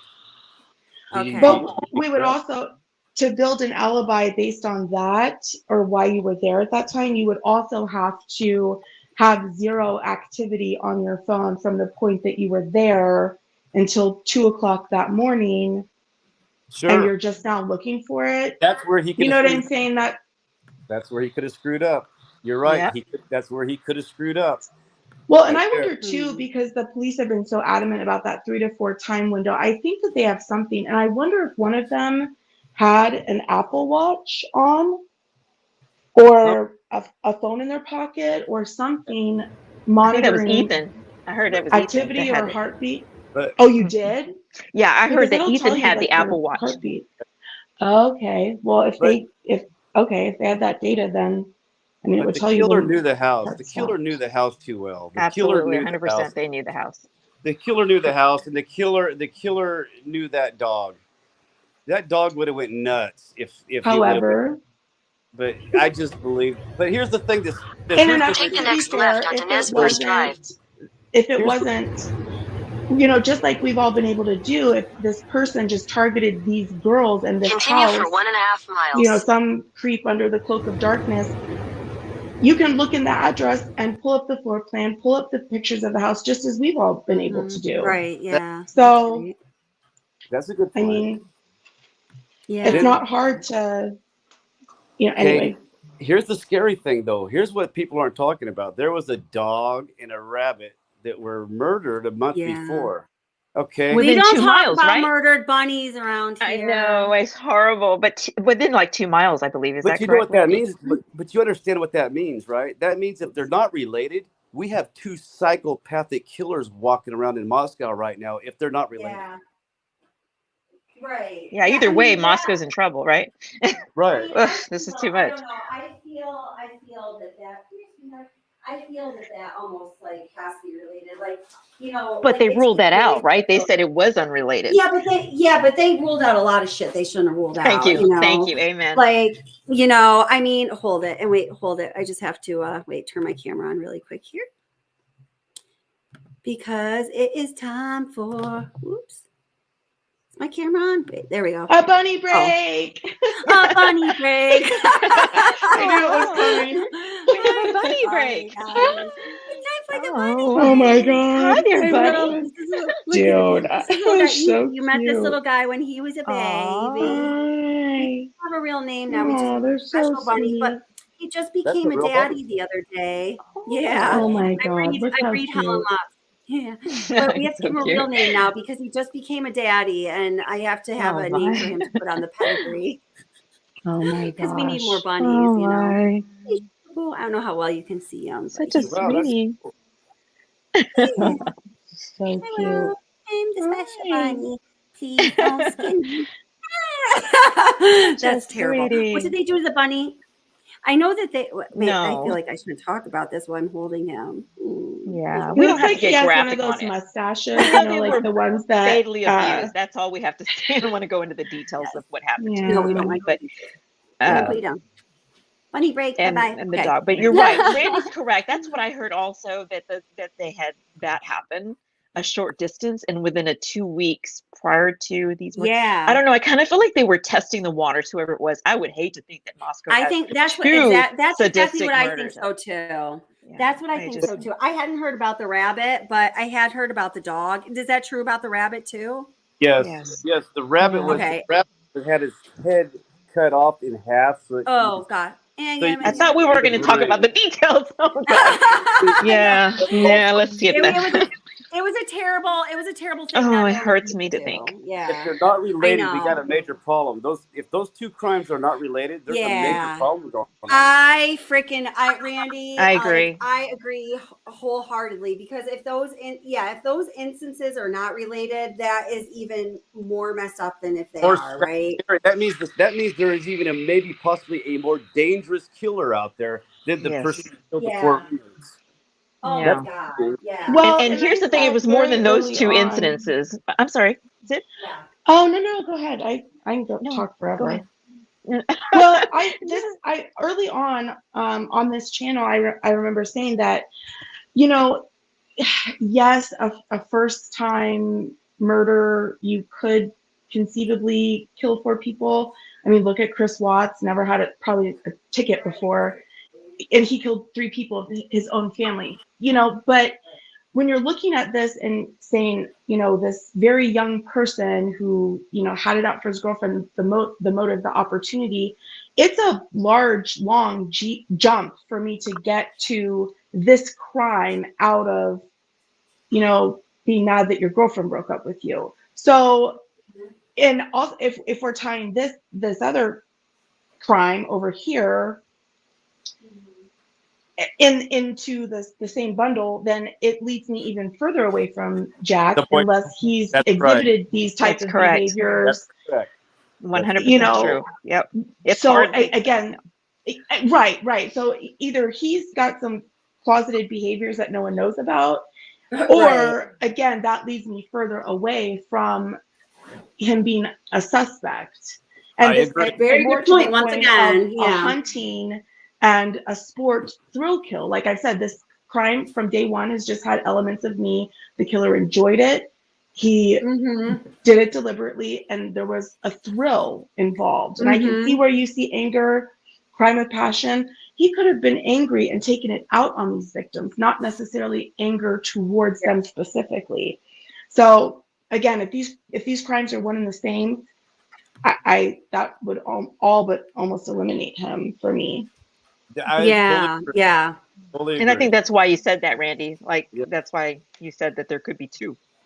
That's exactly right. If it wasn't the ex, because the odds are in a murder, and the odds are it's probably the ex-boyfriend when something like this happens. But the way with 4 murders and these dead animals showing up about a month before, and we're talking the rabbit showed up. The dead rabbit was 2 weeks before the dog, so they were at separate times.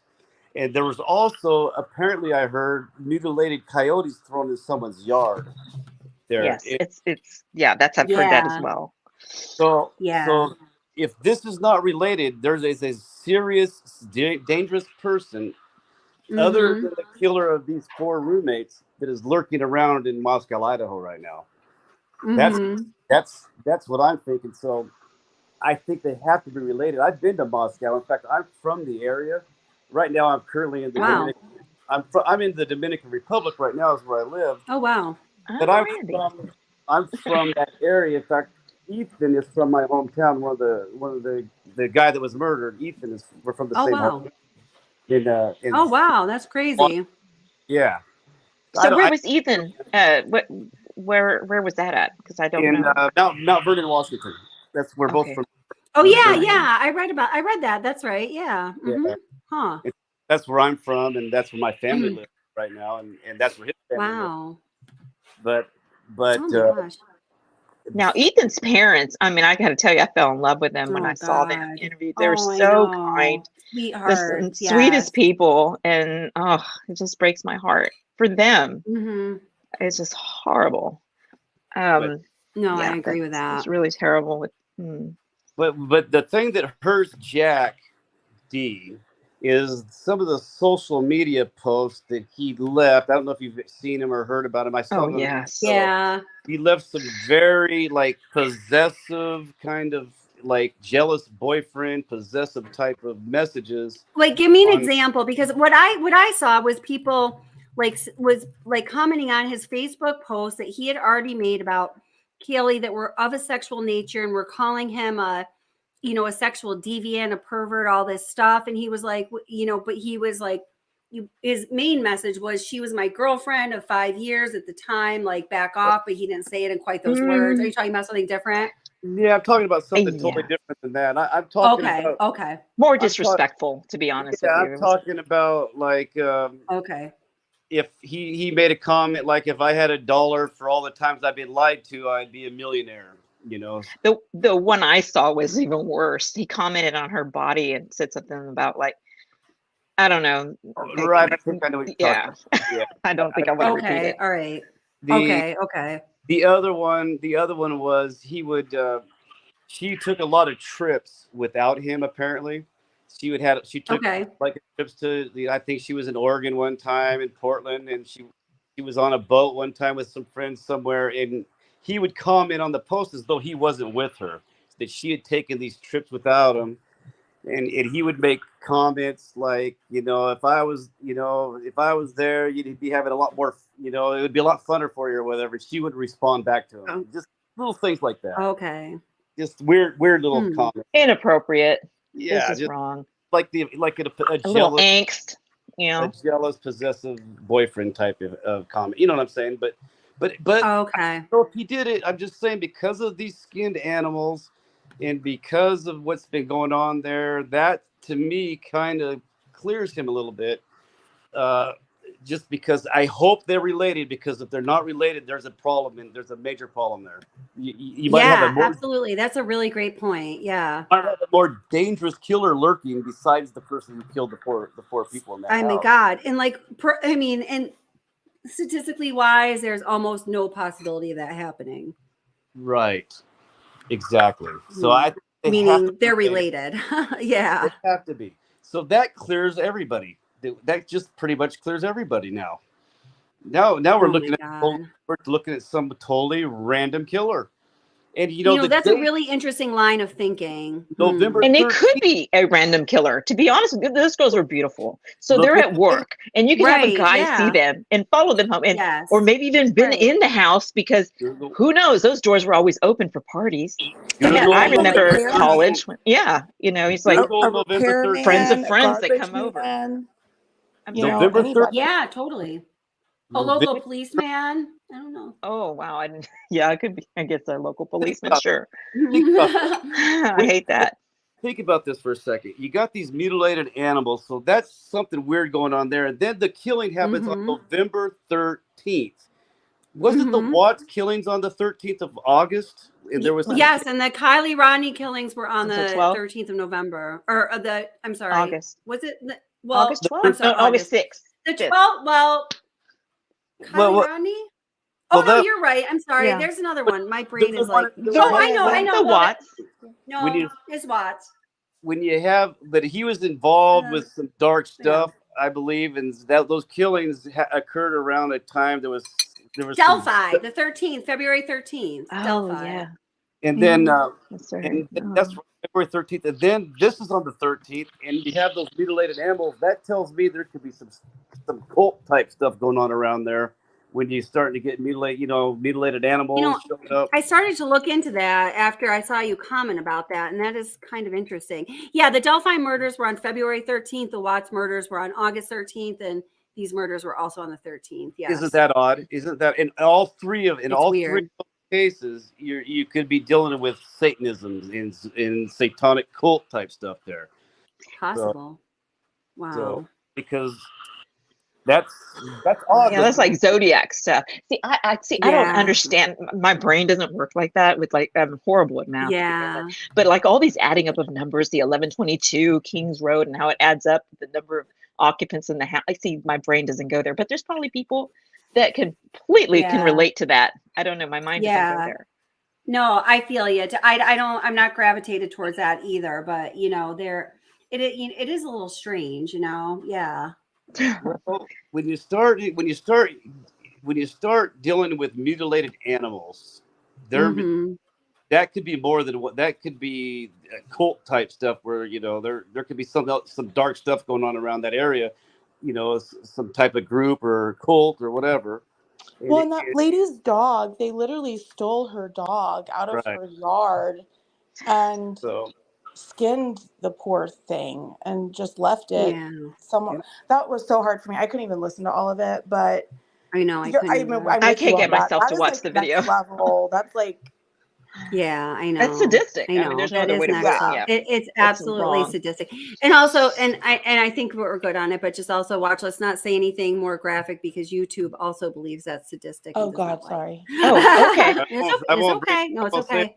Thank you for the warning. No, you're all good. I Okay. just want to let you know because I've been getting a little like hit over the head lately. Oh gosh, changing up the rules. It's okay. It's okay. They're arbitrary. They really are. But I'm just I have noticed that it seems to start happening to creators sometimes, like relative to the cases, and it seems like in the true crime community that once creators are all covering one case specifically, where they might not have ever had any dings before, then they're just constantly coming. I find it curious, and I don't know if it's something in the algorithm or if it is, I don't know. It's weird. Yeah, I don't know. It's very strange. Like I didn't get hit I've rarely gotten like hit on the Watts case, Kylie Rodney, Delphi, none of those. And then this case, And I know it's a gruesome case, but I know I've talked to other creators who hadn't. And then I started talking about it like on all of my live streams, like kind of like a lot. And then all of a sudden they released my video restrictions, and I don't know. I think there's more to it than the algorithms. There's definitely a human component there, and I can't exactly figure out why. But they can pretty much do what they want, and there's nothing that a creator can do about it. You can't even get a hold of these people. The only way to get a hold of them is through Twitter and send it off on a wing and a prayer, and hopefully you're going to be able to pass an act of Congress that they're going to respond to you. It's crazy. It's really weird. Yeah. So getting back to wing and a prayer. Good night. Thank you. Oh, thank you. Getting back to the animals real quick, but the dog in this case was put in a room and was totally protected, and the dog was So you see what I'm saying? Nothing. The dog was not hurt. In these murders, the dog was put in another room, and so that's odd too. Yeah, that is odd. It's definitely very odd. And then I don't know what mix the church has to do with anything.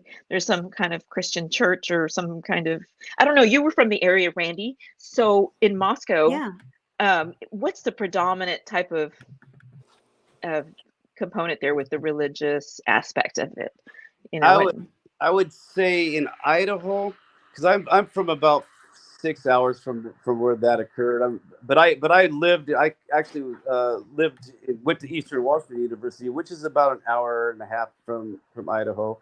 I would say in Idaho it's Mormon religion. They're closer to Utah. There's a lot of Mormons in Idaho, but Moscow, Idaho is a very, very small community. I mean, all it is just a college town. There's nothing around there but that college, and then you have Washington State University, which is a major university, which is only 8 miles away. So you have a big university of like 30,000 people, just a mere 8 miles from Moscow.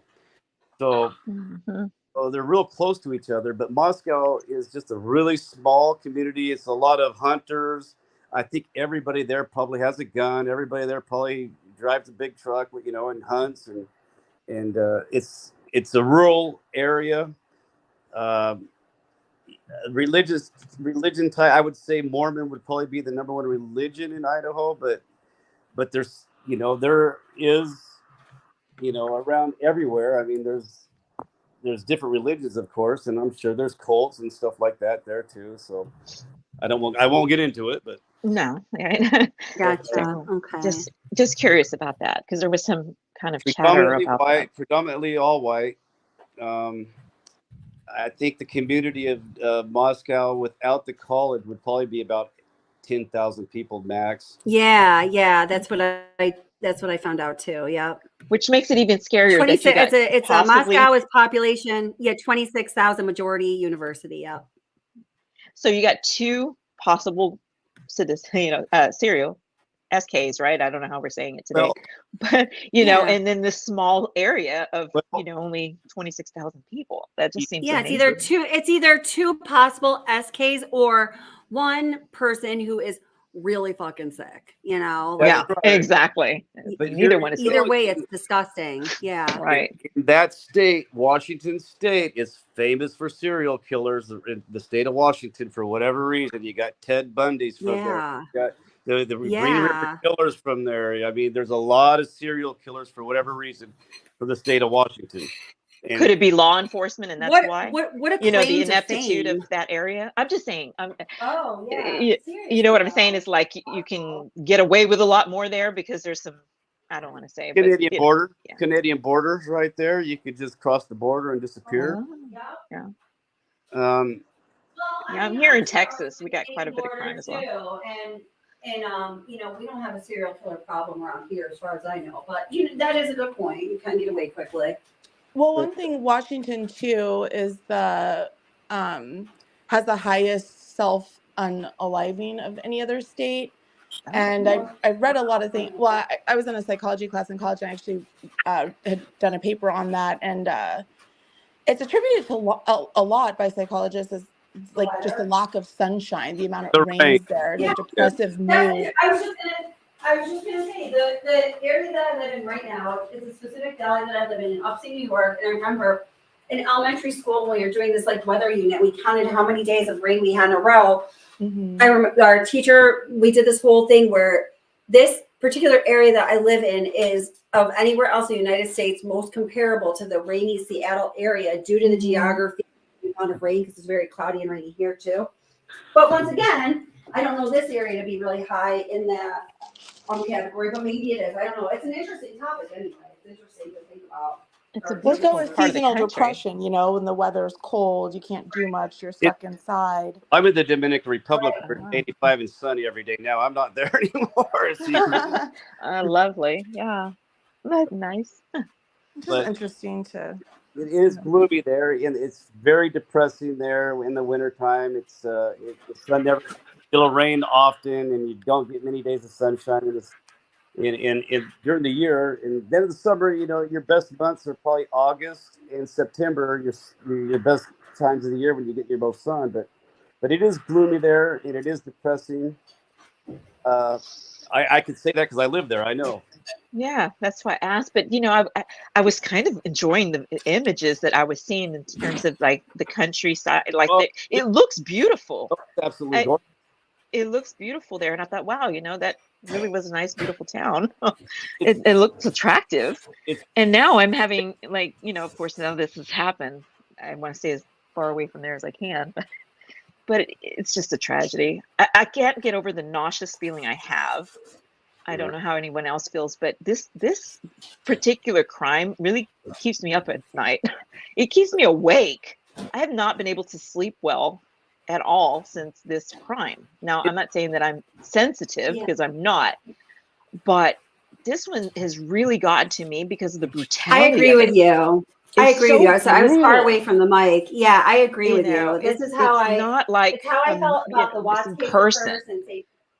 Yeah.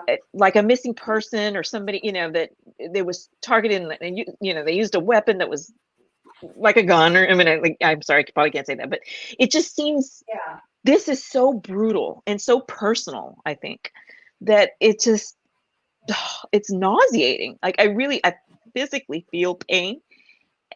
It's horrible. I'm so sad for these families. And I think I agree with you. One of the, you know, you said it keeps you up at night. I think that's why everyone is just, well, and there's always a case that, you know, it seems like the whole world is stuck on at once, right? But with this one, it really makes you ask the question, what is more terrifying? The fact that it could be someone that you let into your life in an intimate way for years and you never saw a side of them leading you to think they could harm you in that way, or that you could just be out living your life and cross paths with someone that is so sick and depraved that they begin hunting you and come in, you know, your home is the one corner of the earth where you should be safe. And the thought of someone singling you out just from passing by and creeping into your home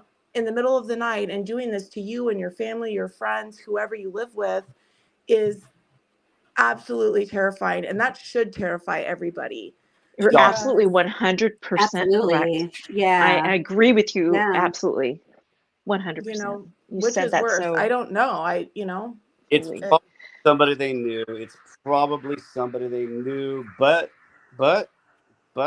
then again, I mean, there's a lot. And is that not knowing that really is in a way most troubling, right?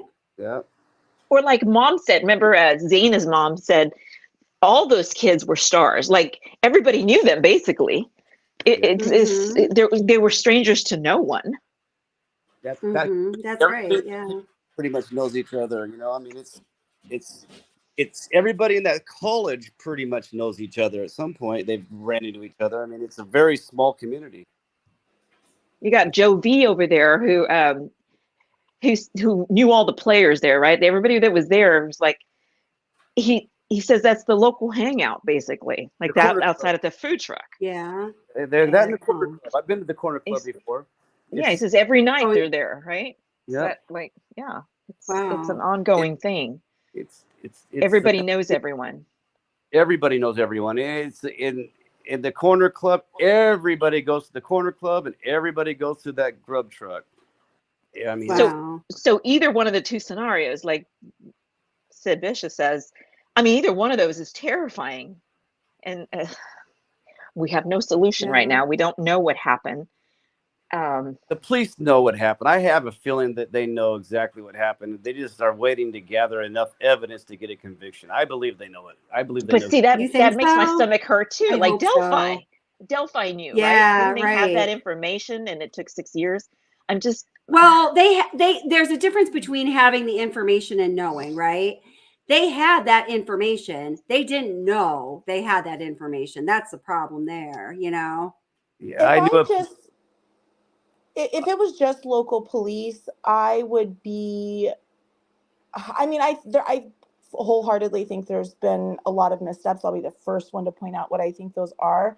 But with the full cooperation and help of the FBI, they have resources that we can't even begin to understand. So what they have access to versus what this local police department has access to are miles apart. And I think from the evidence that was collected, or video surveillance, all of these things, I think that it's going to be the help of the FBI that solves this case. And if they do have a suspect, if they do have someone in mind, I think it's because of the FBI, not anything that they themselves have come up with independently. Well, the car.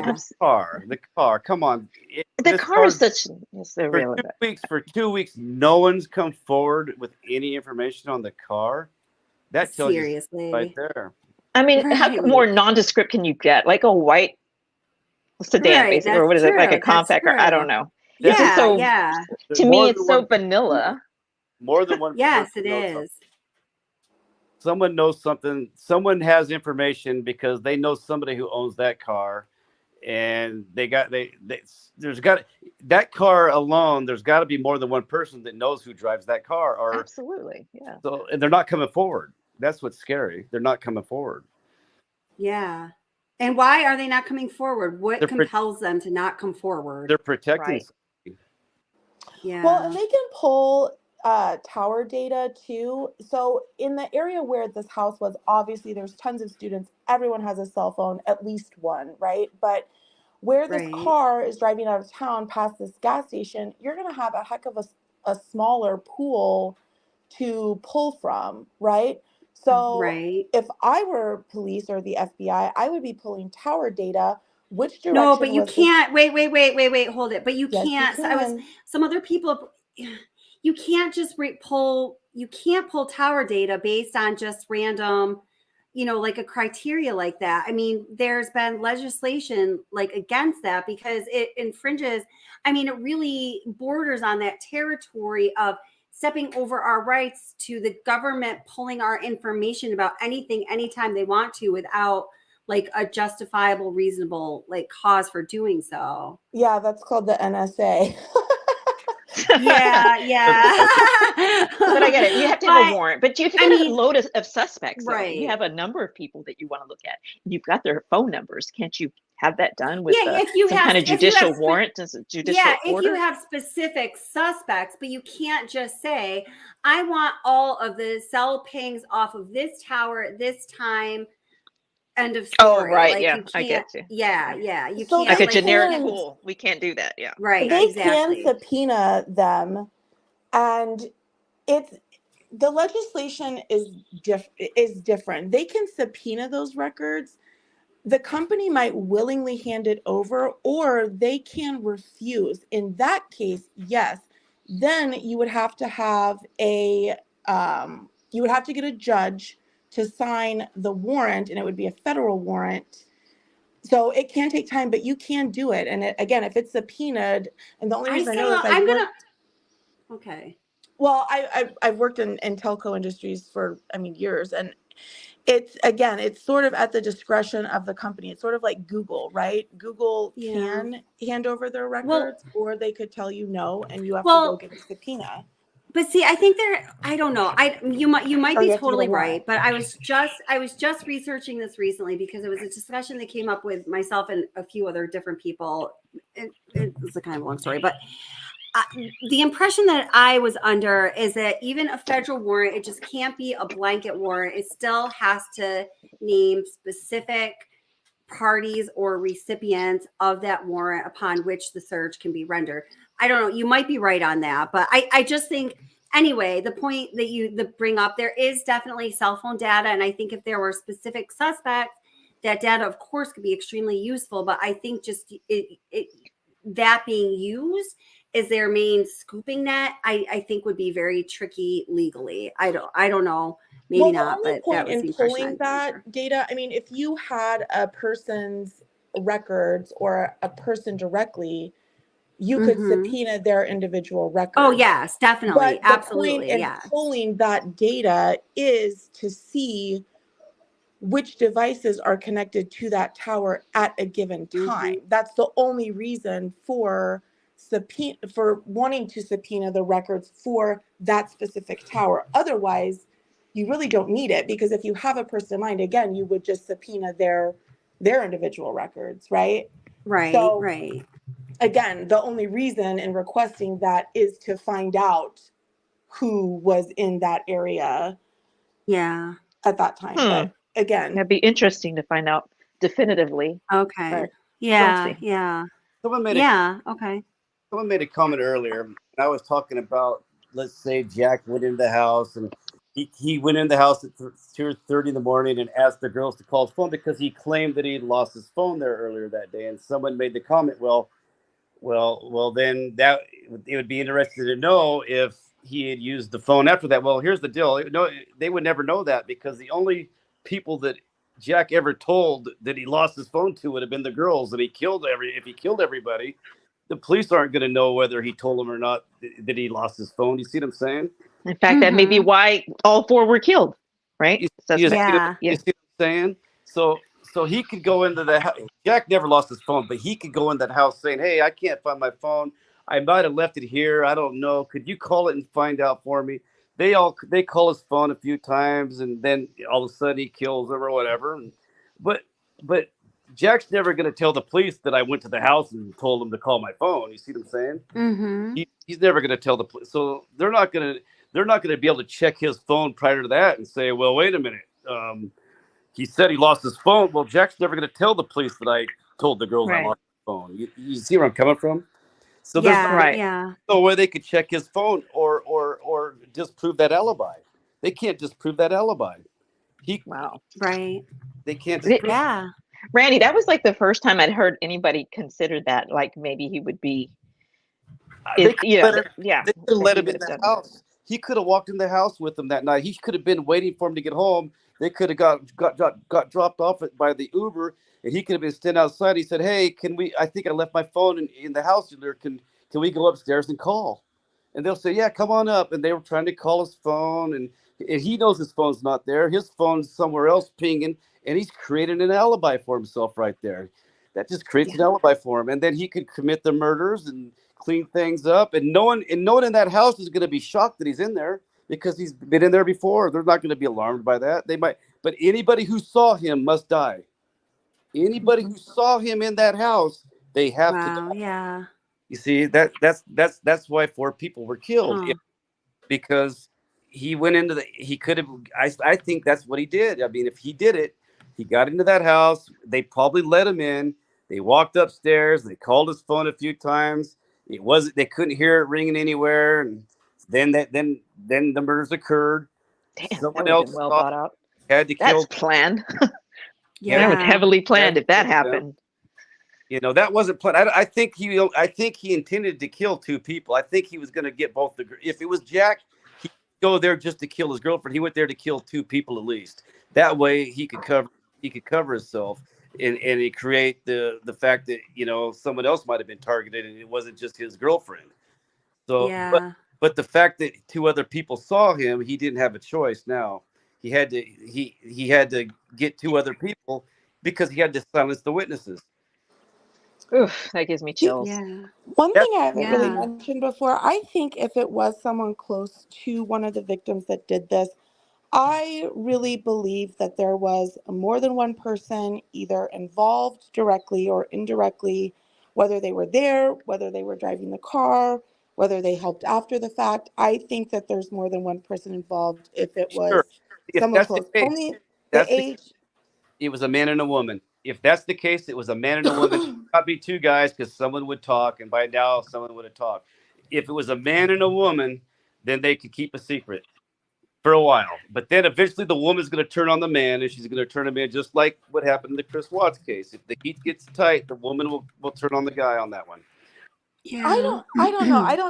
I think it could be two men, but I also think that if it is just one person that did all of this, I lean more on the SK random person that for whatever reason targeted this house of people. And again, I believe that the intent was to exterminate everyone, basically. I just can't. Well, with the animals, with what happened earlier with the animals, I agree with you. I think this was just a thrill-seeking serial killer that just started, and we might get more of these coming up. That's what I'm worried about. That's me too. I'm worried that it's This going to happen again. Might not be the end of it because of what we saw a month before. That's going to really, just because of what happened with those, if this happening, and they don't have a suspect yet, after all this time, if it was somebody really close, you would think by now they would have had an arrest made. You'd think by now, unless they were just trying to build a solid case and they know who it is, you would think by now they would have had somebody arrested if it was somebody really close to the victim, but they don't. So it could be a random killer, and he could still be out there, and people better be careful. That's what I'm worried about. Well, one thing I will give law enforcement the benefit of the doubt on, they have said repeatedly that the ability to just go and talk to people has been greatly reduced by how many people have gone home, out of town, out of state in some instances. So the traveling or working with other jurisdictions to get these people into a police department local to them to interview has been a challenge and caused delays in the investigation. So with that in mind, also you're dealing with young kids who are probably scared, don't want to talk to the police. I can see, and then also, in the middle of holidays also. Well, I also have to say the FBI, 46 of them to start, have been involved since day one, and now there's like 70. So with that federal oversight being there the entire time, I mean, you do make a good point, but for me, the bottom line is with the FBI being involved in such a heavy way, that leaves them with no excuse, really. Well, doesn't that lead you more away from the thought that this was some 20-year-old pissed off kid? Yes. Exactly. Me too. Yeah, it does. Yeah, totally. They're worried about it. They've got 70 FBI agents. They've increased, almost doubled the FBI agents. That's telling me something right there. That means we might have a serial killer. Yeah. That's what I think too, because you have 70 FBI agents all dedicated to investigating this. I don't think it would take 70 well-trained FBI agents to pick out a motive. And what was the budget? $1 million up front? Wasn't it didn't the governor have $1 million or something? Mm-hmm. Yeah.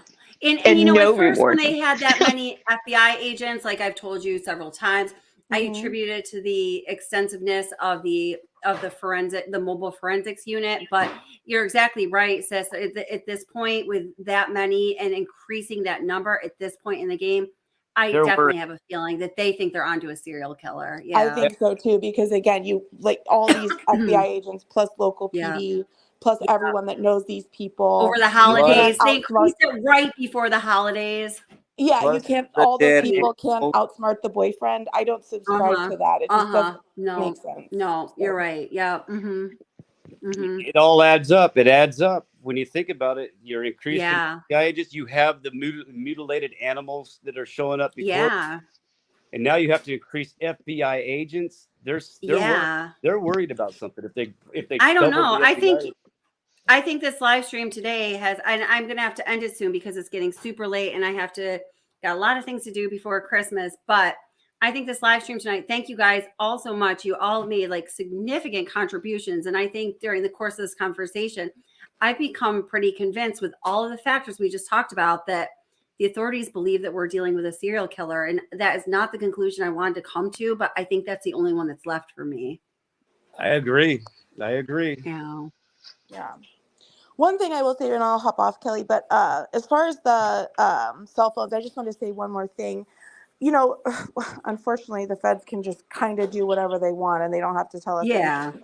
But if we are looking at a probable cause reason to have this warrant, I think, you know, they said so repeatedly they're looking for this card. No one's come forward. I think a good probable cause reason to go seek this warrant would be, we need to know who is in this area. We've had ample time for this person to come forward. They haven't. Right. We believe this is the prime suspect in a quadruple homicide. Mm-hmm. And that currently is their best lead, at least that we know about. I think that's a damn good probable cause. Yes. Yeah. And hopefully that's coming, right? Hopefully that's where, you know, the next step leads. I mean, I hope they know more already. I certainly do too. You know, I do too. But again, if that is a last ditch, I don't think they would have issues getting that data under the circumstances. I just don't. I don't know. The way I understood the law is the probable cause like has to be specific. But I mean, you're right. Regardless of what the law says or not, the FBI will do what the FBI is going to do. So if they really did desire to get their hands on those records, they should certainly find the way. And it doesn't necessarily need to be above ground, if you know what I mean. And we'd never know the difference. Thank you, Patriot Act. Yeah. Patriot Act for sure. That's Miss right. Kelly, thank you for letting me come up on the panel tonight. Thank I you really so much enjoyed for coming it. up. Yeah. I Thank really you, did. Esther and Sis Fish and Randy. Thank all of you guys. This was really awesome. I enjoyed talking to all of you guys. And Kelly, it was great to hear what you guys think. You're all so Always a smart. pleasure. Yeah. Thanks, Thank guys. you. Thank you. Thanks everyone in the chat. Have a good night. Thank good night, guys. Good They're night. all so awesome. Good night, They sweetheart. are all awesome. And have a great holiday if I don't talk to you You too, guys. beforehand. Yes. All of you guys have a wonderful holiday too. Yes. I wish you all the best. What a great panel. Take care, Awesome. everyone. And we'll take care. Bye, sweetheart. Bye, guys. Aw. So thank you so much, subscribers and everyone in chat, members, and always, especially moderators. I really appreciate you guys. Yes, please do. Thank you, Utter. Please hit the thumbs up on your way out. I would really appreciate it. It's all I ask when you come to a live stream. Just supports the channel and everyone here and us doing what we're doing, searching for justice. I don't know what you guys thought of that live stream in whole, but you know, some of the points, especially that the panelists here made that I hadn't necessarily thought of or put together, you know, and this is one of the great values in having a live stream and discussing this with everyone is I think, you know, the way I'm thinking about things has completely changed, not in a way where I'm like blowing in the wind from one direction or the other to the other very easily, because I don't feel like that at all. But I mean, I think that there's substantial facts and indicators out there that point to the fact that, you know, the authorities might be looking for somebody who has committed more atrocities than just the ones we're talking about with the Idaho 4.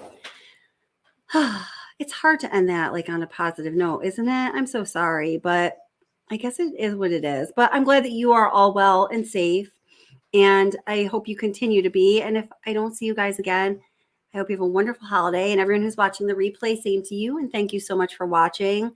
And yeah, you guys are just awesome. Thank you so much. Like I always say, it's not my channel, it's your channel. You guys make the channel, and I really believe that. And I appreciate all of you. So. Aw, thanks, Utter. Utter's the best. Wonderful moderator. Thank you so much, honey. All right, everybody stay warm. Or if you're in Australia, I guess some of you stay cool. And have a wonderful holiday, and I'll see you soon.